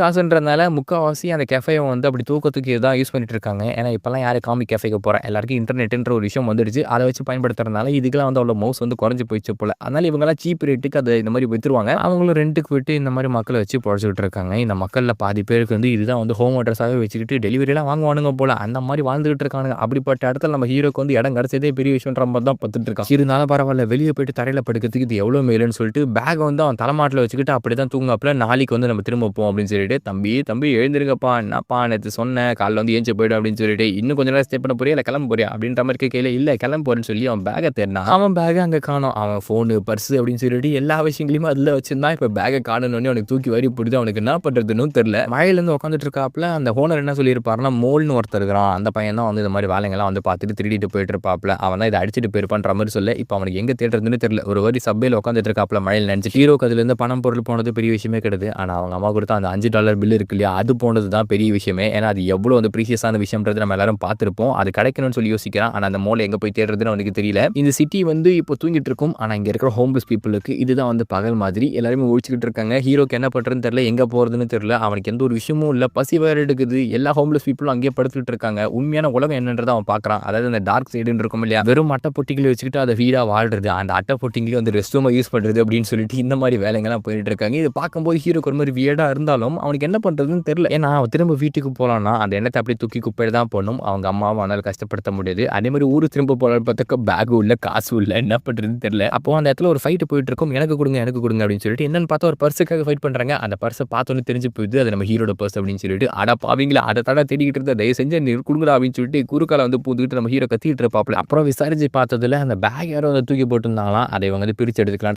ட்ரை பண்ணி எடுத்துருக்காங்க அதுக்குள்ள காசு என்ன ஒரு வேல்யூபிளான ஐட்டம்ஸுமே இல்லை எல்லாத்தையும் எடுத்துட்டு இருக்காங்க இவனுக்கு ஒன்றுமே பொருள் நீ தாண்டா அந்த முள்ளு மூஞ்சில் வர மார்க் இருக்குன்ற மாதிரி ஹீரோக்கு தோணா டே அதெல்லாம் கிடையாது தம்பி அது ஜஸ்ட் ஒரு டஸ்ட்ப்பா அவர் சொல்கிறதுமே ஒரு உண்மை இருக்குது இப்போ நம்ம ஹீரோக்கு என்ன பண்ணுறதுன்னு தெரியல ஏன்னா அவனுக்கு முன்னாடி இருக்க அந்த ஆள் வந்து மௌல் இல்லைன்றதும் தெரியுது அவன் பேக் அடிச்சிச்சு ஆனால் அதுக்குள்ளே இருக்கிற எந்த ஒரு விஷயங்களும் கிடையாது அதாவது பணம் பொருள் என்ன பண்ணுறது தம்பி அவனை பார்க்கும்போது என் பையனோட ஞாபகம் அதை சாப்பிடு அப்படின்னு சொல்லி பக்கத்தில் இருக்க ஹோம்லெஸ் பீப்புள் ஒருத்தர் வந்து நம்ம ஹீரோ கூப்பிடுவாப்ல இவர் தான் வந்து ஃபர்ஸ்ட் அந்த இடத்துல துரத்தி விட்டுருப்பாரு பேக் வாங்கி வச்சிருப்பாரு இப்போ இவரே ஹீரோ சாப்பிட கூப்பிட்றாரு ஏன்னா அவனுக்கு இவனோட சிச்சுவேஷன் நல்லாவே புரியுது இந்த இடத்துல வந்து கம்ஃபர்டபுளாக உட்காந்து சாப்பிடு அப்படின்ற மாதிரி சாப்பாடு கொடுக்க இல்லை அவன் வந்து வாங்கிடுறாப்ல ஐயா நீங்கள் ஹோம்லெஸ் பீப்புள் உங்களால் எப்படி இதை அஃபோர்ட் பண்ண முடியுது அப்படின்ற மாதிரி கேட்டால் அடப்பாவி உன் காசை திருடி உனக்கே கொடுக்குறேன்னு நினச்சிக்கிட்டு இருக்கேன் நான் ஹோம்லெஸ் தாண்டா ஆனால் போர் கிடையாது என்கிட்டயே கொஞ்சம் காசு இருக்குது தம்பி அப்படின்ற மாதிரி தலையில் ஒரு கொட்டு விடுவார் இங்கே எல்லாருக்குமே ஒரு ஸ்டோரி இருக்குப்பா இங்கே இருக்கிற நிறைய பேர் வந்து ஒரு பிக் ஷாட்ஸாக தான் இருந்திருக்காங்க ஆனால் ஏதோ ஒரு காரணத்தால் துரோகம் மாதிரியான விஷயங்கள்னால அவங்க இந்த இடத்துக்கு வந்து சேர்ந்துட்டாங்க இவருக்குமே ஏதோ ஒரு ஹிஸ்ட்ரி இருக்குது போல நான் திரும்ப போகிறதுக்கு ஒரு இடம் இருக்குது அந்த இடத்துக்கு திரும்ப போகிறதுக்காக தான் நான் காத்துக்கிட்டு இருக்கேன் ஆனால் என்ன அந்த பாதை கொஞ்சம் பெருசுப்பா என்ன வந்து நீ வந்து ஹோம்லெஸ் அது மட்டும் இல்லாமல் லூஸ்ன்ற மாதிரி நினச்சிடாத நல்லா வாழைப்பழம் மாதிரி பேசும்போது நம்ம ஹீரோக்கு இன்ஸ்பிரேஷனாக இருக்கும் ஆனால் கொஞ்சம் நேரம் கழிச்சு நல்லா சரக்கு போட்டு ஒரு மாதிரி ஆடிக்கினே பேசிட்டு இருப்பாப்புல வாடா தம்பி மழை பெய்யுது இதுலேருந்து பத்துக்கும் அப்படின்னு சொல்லி அட்டைப்பட்டிலாம் போட்டு ஏதோ பண்ணி கொடுக்குறாப்புல ஹீரோ போயிட்டு அந்த இடத்துல பத்துக்கிறான் காலையில் டே தம்பி அப்படின்னு சொல்லிட்டு அடி உதைகள்லாம் நம்ம ஹீரோக்கு எழுந்து பார்த்தா போலீஸ் ராத்திரி நேரத்தில் மட்டும் தான் இவங்க சாம்ராஜ்யம் காலையில் நேரம் வந்துட்டாக்கா அங்கே இருக்கிற பீப்புளெலாம் வந்து சபையில் நடந்து போவாங்க இல்லையா அதனால போலீஸ்கள் கம்ப்ளைண்ட் பண்ணி ஹோம்லெஸ் பீப்புளை அடிச்சு ஓட விட்ருவாங்க நம்ம ஹீரோக்கு ஒரு மாதிரி எம்பாரசிங்காக தான் இருக்குது ஏன்னா எல்லாருமே அவனை பார்த்துட்டு போகிற இதில் நமக்கு ஒரு மாதிரி இருக்கும் இல்லையா அடப்பா அவங்கள என்னோட பிச்சைக்கார படத்தை பார்க்கலாம இருக்குன்னு விஜய் ஆண்டனி மாதிரி அங்கேருந்து எஸ்கேப் ஆக ட்ரை பண்ணிட்டு இருக்காப்புல அப்போ யாரோ 4 பேர் மூணு மினிட்டு என்னடா நீ ஹோம்லெஸ்ஸா நாம 2 பேரும் சேர்ந்து அதாவது நாம எல்லாரும் சேர்ந்து ஜாலியாக ஃபன் பண்ணுவோமா அப்படின்ற மாதிரி கேட்குறானுங்க இவனுங்களுமே ஊட்ட விட்டு ஓடி வந்த குழந்தைகள் போல இவனுங்களாம் சேர்ந்து என்ன பண்ணுறானுங்கன்னா ஒரு இடத்துக்கு போயிட்டு அவங்க பாடிஸ் ட்ரெஸ் எல்லாத்தையும் வாஷ் பண்ண ஆரம்பிக்கிறானுங்க இந்த மாதிரி ரன் கிட்ஸ் இருக்காங்க இல்லையா அவங்களும் வந்து கும்பலாக தான் சுற்றுவானுங்களாம் ஏன்னா கிரைம் கமிட் பண்ணிட்டு அவங்களுக்குன்னு சொல்லி சாப்பாடு வேணும் இல்லையா ஸோ அதனால இந்த மாதிரி கும்பலாக சேர்ந்து நிறைய வேலைகள் பண்ணி அது மூலியமாக தான் சம்பாதிப்பானுங்க போல அண்ட் தனியாக போனாக்கா அவங்க நிறைய மாற்றத்துக்கான காரணங்களும் அண்ட் ரீசன்ஸும் இருக்குது அதனால தான் வந்து கும்பலாக சுற்றிட்டு இருப்பானுங்க இப்போ வந்த உடனே டே டேனி நீ போய் குளிடா அப்படின்ற மாதிரி சொல்லாப்புல ஒன்றும் இல்லை இந்த ஓட்டர்லாம் இருக்கு இல்லையா கீழே கிடைக்கிற பிளாஸ்டிக் பாட்டில்ஸ் எடுத்து அதில் தண்ணியை ஃபில் பண்ணி கீழே ஒரு 4 ஓட்டிங்கில் போட்டால் நமக்குன்னு சொல்லிட்டு செல்ஃப் ஷவர் உருவாயிடுமா அதை வச்சுட்டு அவனுக்கு வந்து குளிப்பானுங்க அதை வந்து பார்த்துட்டு நம்ம ஹீரோக்கு ஒரு மாதிரி ஆக்வர்ட் மூமெண்ட்டாக தான் இருக்குது ஏன்னா இந்த மாதிரி அவனும் பண்ணியிருப்பான் பட் என்ன அவன் ஒரு மாதிரி அவனை கட்டியாக வந்துட்டு ஹீரோட டவலை எடுத்து யூஸ் பண்ணிட்டு இருந்திருப்பாப்புல இப்படி இவனுங்களாம் சேர்ந்து ஃபர்ஸ்ட் இந்த இடத்துல ஃப்ரெஷ்ஷாக போயிடானுங்க அதுக்கப்புறம் சாப்பிட போகலாமான்ற மாதிரி கேட்டான் இவன் தான் சாப்பிட போகலான்றான் அவ்வளோ காசாட வச்சுக்கிறான் அப்படின்னு பார்த்தா காசெல்லாம் வச்சு இல்லை இந்த ஹோம்லெஸ் பீப்புளுக்கு ஃப்ரீயாக சாப்பாடு கொடுப்பாங்க இல்லையா அந்த இடத்துக்கு போகிறானுங்க போய் பார்த்தா அங்கே ஏகப்பட்ட கூட்டம் இருக்குது இந்த கூட்டத்துக்கு மத்தியில் நம்மளால் எப்படா சாப்பாடை வாங்க முடியும்னு சொல்லிட்டு டேனி பார்த்துட்டு இருக்காப்புல டே இது கூட்டமாடா இதெல்லாம் கம்மியாக இருக்குது எங்கள் ஏரியாவில் பார்த்தா இதோட ஜாஸ்தியாக இருக்குன்ற மாதிரி சொல்கிறப்ப இது பார்க்கும்போது எங்கள் ஊர் பார்த்த மாதிரி தான் இருக்குது ஏன்னா இந்த ஊர் பஸ்ஸில் அப்படி தான் இருப்பானுங்க ஆக்சுவலி இந்த ஹோம்லெஸ் பீப்புள் நிறைய பேர் வந்து ஃபோன் வச்சிருப்பானுங்க போல அதில் ஓசி வைஃபை நெட்வொர்க் இருக்கு இல்லையா அதெல்லாம் பயன்படுத்தி எந்த இடத்துல ஃப்ரீ சோர்லாம் போடுறானுங்கன்னு சொல்லி சர்ச் பண்ணி அங்கே போயிட்டு கேதர் ஆகி சாப்பிடுவானுங்க இப்போ பின்னாடி ஏதோ ஒரு சண்டை வந்துகிட்டு இருக்கு அந்த இடத்துல பார்த்தீங்கன்னா அந்த வீல் சேர் மாதிரி அதான் ஸ்கேட் போர்டு மாதிரி வச்சுக்கிட்டு அந்த காலையில் அவங்க போவாங்க பார்த்தீங்களா அந்த ஆளுக்கும் வேற ஒரு ஆளுக்கும் வந்து செம்ம சண்டை போயிட்டு இருக்கு பயங்கரமாக கத்த ஆரம்பிக்கிறாப்ல அச்சிச்சோ ஒரு டிசேபிள்டு மேனு நாம போய் ஹெல்ப் பண்ணும் அப்படின்னு சொல்லிட்டு நம்ம பீக்கை பார்த்துக்கிட்டே இருக்கையில் இவனுங்க யாருமே எதுவுமே பண்ண மாட்டானுங்க அவங்க 2 பேருக்குள்ள சண்டை என்னன்னா அவருக்கு ஃபர்ஸ்ட் சாப்பாடு கொடுக்கணும் அப்படின்னு சொல்லிட்டு ஆக்சுவலாக பார்த்தா அந்த ஆள் டிசேபிள்டே கிடையாது அவரை காலை வெளியே காட்டுறாங்க அவன் வந்து சும்மா டிசேபிள்டு மரத்தை நடிச்சு அது மூலியமாக வந்து ப்ராஃபிட்ஸை கெயின் பண்ணலான்னு பார்த்துருக்கான் போல இதை பார்த்தோன்னே ஹீரோ சொல்கிறப்ப என்னடா அது சீட்டிங் இல்லையா அது ஒரு ஸ்கேம் இல்லையா அப்படின்னு சொல்லி சீட்டிங்க எதிராக சீட்டிங்க அவன் யாருக்கிட்டே போயிட்டு நான் டிசேபிள்டு மேனு சொல்லி அவன் காலை மட்டும் தான் ஹைட் பண்ணான் அப்படின்னு சொல்லிட்டு அந்த பையன் சொல்லையில் அதுக்கு நம்ம ஹீரோ என்ன சொன்னா ஆமாம் அது ஒரு சீட்டிங் தானே அவன் கை கால்கள் நல்லா இருந்தால் அதை வச்சு ஏர்ன் பண்ணலாம்ல இது வந்து அன்ஃபேரா இருக்குதுன்ற மாதிரி சொல்ல இது அன்ஃபேரா இது உலகத்தை பத்தி உனக்கு தெரியல. கடவுள் நமக்கு ஒரு முகத்தை கொடுத்திருக்காரு. ஆனா பிளாஸ்டிக் சர்ஜரி பண்ணிட்டு அதையே மாத்துறாங்க. அந்த இடத்துல அன்ஃபேர்ன்ற ஒரு விஷயம் இருக்கு இல்லையா? இங்க இவங்க தான் சார் அவங்க தான் அன்ஃபேர்னு சொல்லவே முடியுது. ஏன்னா ஸ்கூல் போற பசங்க நிறைய பேர் இருக்காங்க. ஆனா ஸ்கூல் போக முடியாத நிறைய பேர் இருக்காங்க. சோ அந்த இடத்துல அன்ஃபேர்னஸ் இருக்குது இல்லையா? ஸ்கூல் போற பசங்கள சில பேர் டியூஷன் போறாங்க, சில பேரால போக முடியல. சோ அந்த இடத்துல அன்ஃபேர்னஸ் இருக்குது. ஆனா அதெல்லாம் நம்மளால போய் தட்டி கேட்க முடியாது. இந்த உலகத்துல நம்ம சர்வே பண்ணனும், அதுக்காக ஃபைட் பண்ணனும், அதுக்காக சர்வே பண்றதுக்கு நாம வந்து அடுத்தவங்களை அடிச்சுதான் மேல வரணும். அடுத்தவங்களுக்கு கொன்னா கூட பரவாயில்ல, நாம சர்வே பண்ண முடியும்னா கண்டிப்பா அதை செஞ்சுதான் ஆகணும் அப்படின்னு சொல்லல. இது எல்லாத்தையும் கேட்ட நம்ம ஹீரோக்கு வந்து ஒரு மாதிரி வித்தியாசமான ஃபீலா தான் இருக்கு. ஏன்னா இந்த வேர்ல்டோட அன்ஃபேர்னஸ் பத்தி அவனுக்கு டீச் பண்ணணும்னு சொல்லிட்டு அவசியமே கிடையாது. அதெல்லாம் வந்து வாழ்க்கை ஃபுல்லா அனுபவிச்ச ஒரு பையன் தான் அவன் தான். ஆனாலுமே அதை அனுபவிச்சு அவன் வந்து மாறவே இல்லை. இந்த இடத்துல ஒரு பக்காவான லெசனை கொடுத்துருப்பாங்க. என்ன விஷயம்னா, நம்ம ஜஸ்ட் பிகாஸ் ஒரு இடத்துல வரலன்றதால அந்த இடத்துக்கு ஏற்ற மாதிரி நாமளும் மாறணும்னு அர்த்தம் கிடையாது. அதாவது உதாரணத்துக்கு இவனை எடுத்துக்கோங்க, அன்ஃபேரான உலகத்துல வரலான்ற ஒரே காரணத்துக்காக அவனும் அன்ஃபேரான திங்ஸை பண்ணல. அதாவது மற்றவங்களை ஹர்ட் பண்ற மாதிரி ஸ்கேம் பண்ற மாதிரி எதுவும் பண்ணல. அவன் அந்த இடத்துல ஃபேரா வாழணும்னு ஆசைப்பட்டு இருக்கான். நம்ம வந்து எப்படி வாழணும் சூஸ் பண்றதை பொறுத்து நம்ம வாழ்க்கை வந்து அமையும். இந்த உலகத்தை பொறுத்த வரைக்கும் கெட்டதுன்னு ஒன்று தான், அங்கே நல்லது ஒன்று கண்டிப்பா இருக்கும். அதுல நான் ஏன் கெட்டதா மாறணும், நான் நல்லவனா இருக்கலாமே அப்படின்னு சொல்லிட்டு, ஆமா நீ சொல்றது கரெக்ட் தான், உங்களோட வாழ்க்கை முறையை வச்சு பார்த்தாக்கா அது கரெக்ட் தான். ஆனா என்ன பொறுத்த வரைக்கும் அது தப்பு, எனக்கு வந்து அது ஆகாது அந்த வேலைலாம், அதை நான் என்னைக்கும் வந்து கடைபிடிக்க மாட்டேன் அப்படின்ற மாதிரி சொல்லல. அப்படின்னா உனக்கு ஃபேரான மெத்தடை பயன்படுத்தி சம்பாதிக்கணுமான்னு சொல்லிட்டு அந்த பிளாண்டார் பையன் கேட்பான். அன்னைக்கு ராத்திரி ஒரு வேலையை பண்றதுக்காக போவாங்க. என்னன்னா, அந்த பைப்புங்களுக்கு அடியில் ஒரு ஆள் வந்து வாழ்றானா, அவன் மற்ற கம்பெனி ஏமாத்தி அதுல காசு சம்பாரிச்சு அந்த காசெல்லாம் வந்து அந்த இடத்துல சேர்த்து வச்சிருக்கான்னு சொல்றாங்க. ஸோ மற்றவங்களை ஏமாத்துறவங்க கிட்ட இருந்து காசு அடிக்கிறது வந்து ஃபேரான விஷயம் தானே. அவன் தப்பான வழியில் சம்பாரிச்சான்றனால அவனால் பேங்க்ல டெபாசிட் பண்ண முடியல. ஸோ அதனால பேங்கை போய் எடுத்துட்டு வா, அவங்க வந்து அன்ஃபேரா சம்பாரிச்ச காசை நம்ம ஃபேரா வந்து நம்ம எடுத்துக்கலாம் அப்படின்னு சொல்லிட்டு அனுப்பி வைக்கிறாங்க. ஹீரோக்கு என்ன பண்றதுன்னு தெரியல. இவங்களும் சொல்றாங்களே இது வந்து ஒரு ஃபேரான மெத்தட் மாதிரி தான் தெரியுது, கொள்ளடிக்கிறவங்க கிட்ட நம்ம கொள்ளடிக்கிறோம்னு சொல்லிட்டு இவனு ராபின்ஹுட் மாதிரி நினைச்சிட்டு அந்த இடத்துக்கு போகல. அந்த இடத்துல ஒருத்தர் வாழ்றாங்கன்றதுக்கான தடமும் இருக்கும். பேகுமே இருக்குது. அந்த பேக் எடுத்துட்டு இவன் போலான்ற மாதிரி பேக்ல கை வைக்கும்போது டக்குன்னு பார்த்தாக்கா பின்னாடி ஒரு ஆள் வருது. அது யார் தெரியுமா? நம்ம ஹீரோ ஹெல்ப் பண்ணி நூடுல்ஸ் குத்தர பாத்தீங்களா, அந்த ஆள் தான். இவரே நீங்க என்ன பண்றீங்க அப்படின்ற மாதிரி கேட்டு ரெண்டு பேருக்கும் ஒரு சின்ன கிளாஷ் மாதிரி ஆகுது. இந்த இடத்துல என்ன பண்ண போறான்றதும் நம்ம ஹீரோ தெரியல. காசு எடுத்துட்டு ஓடுவானா இல்ல அவர்களே குத்துட்டு போவானான்னு. ஹீரோக்கு ஆக்சுவலி இது யாரோட பண்ணலாம் தெரியாது. யாரோ ஒருத்தன் திருட இருக்கான், அவன் கிட்ட இருந்து நம்ம திருட போறோம் அப்படின்ற மாதிரி தான் பேக் எடுப்பாப்ல. ஆனா எடுத்து பார்த்தாதான் இவன் அரவணைச்சா அந்த அங்கிள் இருக்கார் இல்லையா, அந்த ஹோம்லெஸ் காயோட மணின்றது தெரியுது. இவன் ஆச்சரியப்பட்ட அந்த ஒரு வேலையில அந்த பிளாண்டர் பையன் இருக்கா இல்லையா, அவர் எட்டி மெரிச்சிட்டு மனுமுட்டை என்னடா பண்ணிக்கிட்டு இருக்க, மட்டும் அந்த பேக் எடுத்துட்டு வாடா இங்க தப்பிச்சு ஓடலாம் அப்படின்னு சொல்லிட்டு இருக்கானா. நம்ம ஹீரோக்கு என்ன பண்றதுன்னு தெரியல. ஏன்னா அவர்கிட்ட இருந்து காசை கொள்ளடிக்கிறது அவனால் ஏத்துக்க முடியல. இப்ப அடிச்சுட்டு பேக்கை தூக்கி அவன் ஓடும்போது ஹீரோவும் வேற வழியெல்லாம் ஓடுறானா. அவரால் ரொம்ப கதற ஆரம்பிக்கிறது, ஐயா என் பேக் கொடுத்துருக்க, தயவு செஞ்சு எடுத்துன்னு போவீங்க அப்படின்னு சொல்லிட்டு, ரொம்ப ஹெவியா இருக்கு, நிறைய பணம் இருக்குன்னு நினைக்கிறேன் அப்படின்னு இவங்க நார்மலா பேசிக்கிட்டு இருக்கையில ஹீரோக்கு ஒரு மாதிரி கில்ட்டி ஃபீல் வந்து பீக்னஸ்க்கு போயிடுது. ஏன்னா இவரை பார்த்தா திருடன் மாதிரியும் தெரியல. இவர் ஏன் இங்க இருக்காரு, ஒருவேளை இவர் தான் அந்த திருடன், ஆனா அவரோட மணியை வந்து கொள்ளடிக்கணுமே அது தப்பு இல்லையா அப்படின்னு ஒரு மாதிரி ஹெசிடேஷனோட தான் இருக்கான். ஆனா அவன் தப்பிச்சு ஓடி ஆகணும் இல்ல பிடிச்சி அடிப்பாருன்றது அவனுக்கு தெரிஞ்சு போயிடுது. அதனால என்ன பண்றான்னா ஓட ஆரம்பிக்கிறான் பயங்கரமா. அந்த சப்வே வந்து ஓடிட்டு இருக்காங்க. அந்த நேரத்துல வந்து கால் தடுக்கி விழுந்து அவரோட மூக்கு வந்து உடஞ்சிருமா, அப்படியே ரத்தம் பலபலம் ஊத்திட்டு என் காசு அப்படின்ற மாதிரி அவர் கதறதை பார்க்கும்போது இதுக்கு மேல ஹீரோவால கண்ட்ரோல் பண்ண முடியல. என்னதான் அவர் கிரிமினலாவே இருக்கட்டுமே, ஆனா அவர் பணத்தை கொள்ளடிக்கிறதுக்கு இவனுக்கு என்னமே கிடையாது. அப்ப நின்று அப்படியே அப்போ அவனுக்கு ஒரு அண்டர்ஸ்டாண்டிங் வருது. என்னன்னா நீங்க ஏமாத்திட்டீங்க தானே, இது அவர் சேர்த்து வச்ச காசு, அவர் கிரிமினலே கிடையாது அப்படின்னு சொல்லிட்டு அட பாவி இவன் கண்டுபிடிச்சான் போலி. இவன் கிட்ட எப்படி இந்த காசை வாங்கணுன்றதுக்காக அந்த பிளாண்டார் பையன் நம்ம பீக்கை கிட்ட இருந்து அதை புடுங்க ட்ரை பண்றாப்புல ரெண்டு பேரும் அடிச்சுக்கிறாங்க அந்த பேக் வச்சு. ஹீரோக்கு எப்படி அது வந்து டவுட் வந்திருக்கும் அப்படின்னா, அவ்வளவு ரிச்சா இருந்தாருன்னா அவர் ஏன் ஸ்ட்ரீட்ஸ்ல வாழ்றாரு, எதனா ஒரு இடத்த வந்து வாடகை எடுத்துருக்கலாம் இல்ல, இல்லீகலா நிறைய இடங்கள் வந்து வாடகை கிடைக்கும், இவர் வந்து அதை எடுத்துட்டு அங்க போய் வாழ்ந்துருக்கலாம். ஆனா இங்க எதுக்கு சம்பந்தமே எல்லாம் வாழ்ந்துட்டு இருக்காரு. நம்ம ஹீரோ வந்து பிசிக்கல் டென்த் டெவலப் ஆயிருக்கலையா, அதனால அந்த பையனால வந்து ஈஸியா புடுங்க முடியல. ரெண்டு பேரும் வந்து மாத்தி வலிக்கும் போது அந்த நடுவில் இருக்க சிப்பர் கிழிஞ்சு போயிட்டு அதுல இருக்க காசுல செதற ஆரம்பிக்குது. ஆக்சுவலா அது எல்லாமே ஒரு பிச்சை எடுத்த காசு போல எடுக்கிறது, அதுக்கப்புறம் கேன்சலாம் செல் பண்றது, இந்த மாதிரி கலெக்ட் பண்ணாங்கல்ல ஹோம்லெஸ் பீப்பிள், அந்த மாதிரி கலெக்ட் பண்ண சில்லற காசுங்க தான் அது பெரிய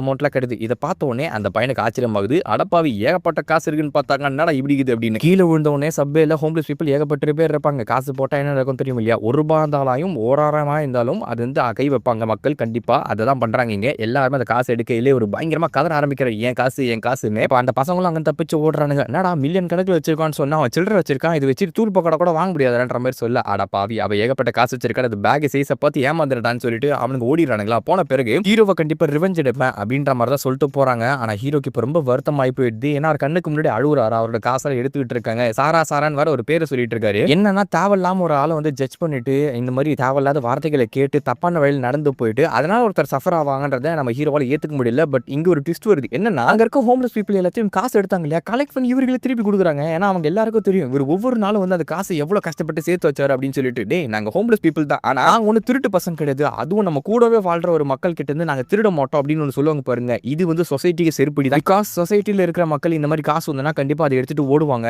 ஆனா ஹோம்லெஸ் பீப்புளா இருந்தாலும் அவங்களுக்கு நல்ல மனசு இருக்கு, அவங்களும் மனுஷங்கன்றது இந்த இடத்துல ப்ரூவ் பண்றாங்க. அந்த காசை வாங்கின அங்கிளுக்கு செம்ம அழுக வருது. ஏன்னா அவரால் அந்த சிச்சுவேஷன்ல என்ன பண்றதுன்னு தெரியல. எல்லாரும் எடுத்துக்கோங்கன்னு நினைச்சாக்கா திருப்பி கொடுத்து உன்னோட கஷ்டத்தை நாங்க புரிஞ்சுக்கிறோம்ப்பான்னு சொல்றாங்க இல்லையா. அதுக்கப்புறம் ஹீரோக்கு அவரோட நடந்த கதைங்க எல்லாம் சொல்றாங்க. எம்பெஸ்மென்ட் அப்படின்னு சொல்லிட்டு, அதாவது அவங்க ஃப்ரெண்ட் யாரோ வந்து லோன் வாங்கினாங்க போல, அது இவருக்கு சாட்சி கையெழுத்து போட்டிருக்காரு. அந்த ஆள் கட்டாம ஓடிட்டாதனால இவரை பிடிச்சி லோன் ஷார்க்ஸ் எல்லாம் போட்டு பயங்கரமா புலி பண்ண ஆரம்பிக்கிறாங்க. புலிங் மீன்ஸ் அது வேற மாதிரி. அதான் லோன் வாங்கினவன என்ன பண்ணணும் தெரியும் இல்லையா, அவங்க ஃபேமிலி என்ன பண்ணுவாங்கன்னு. ஸோ இதனால பயந்து என்ன பண்ணிடுறாருன்னா, இவர் வீட்டை விட்டு ஓடி வந்துட்டு இருக்காப்ல. கிட்டத்தட்ட ஒரு 10 வருஷம் ஆயிட்டு இருக்கு அந்த விஷயம் நடந்து. இவரால் திரும்பவும் போக முடியல. ஏன்னா அந்த லோன் ஷார்க்ஸ் வந்து இப்போ அவங்க ஃபேமிலி தொலை பண்ணிட்டு இருந்திருப்பாங்க. அப்போ ரீசெண்டாக ஒரு விஷயத்தை கேள்விப்பட்டிருப்பாரு, அவங்க பொண்ணுக்கு கல்யாணம் ஆகுதுன்னு. போறதுக்கு எனக்கு எந்த ஒரு ரைட்ஸும் இல்லைன்றது எனக்கு தெரியும். இருந்தாலும் வந்து அவளுக்காக நான் எதனா ஒன்று செய்யணும்னு நினைக்கிறேன். 10 வருஷம் கழிச்சு நான் போனேன்னு வச்சுக்கோங்களேன், அதை விட மிகப்பெரிய அசிங்கம் வேற எதுவும் இருக்க முடியாது. ஏன்னா அவ நான் மோஸ்டா தேவைப்பட்ட நேரத்தில் பக்கத்தில் இல்லை. இந்த மணியை சேவ் பண்ணிட்டு அவங்க வெட்டிங்கு போடுவாங்களா மொய்காசு, அந்த மொய்காசு போறதுக்காக தான் வந்து அவர் அந்த மாதிரி சேர்த்துட்டு இருக்காரு போல. என்னால் முடிஞ்ச லீஸ்டான விஷயம் இதுதான். அவளுக்கு வந்து பிளஸிங் மட்டும் தான் தூரத்துல இருந்து என்னால் கொடுக்க முடியும். அந்த ஒரு நாளுக்காக தான் வந்து இவ்வளவு நாள் இவளை கஷ்டப்பட்டு அந்த காசெல்லாம் சேர்த்து வைக்கிறாரு அப்படின்ற மாதிரி சொல்றாங்க. அது எப்படி திரும்ப சேர்த்து வச்சிருப்பாரு. ஹோம்லெஸ் பீப்புள் வந்து நார்மலா கேன்சர் கலெக்ட் பண்ணி அதெல்லாம் வந்து பண்ணுவாங்க. பட் அந்த காசுல வந்து அவங்க சாப்பிடறதுக்கே போயிடும். ஆனா அது இல்லாம இன்னொரு மெத்தோடு இருக்குது. சர்ச்சுக்கெல்லாம் போனீங்கன்னா ரிலீஃப் மணி அப்படின்னு ஒன்று கொடுப்பாங்க. அதாவது ஒவ்வொரு சர்ச்சிலும் பார்த்தீங்கன்னா கொஞ்சம் சில்லற காசுங்க அதெல்லாம் வச்சுக்கிட்டு ஹோம்லெஸ் பீப்புளுக்கு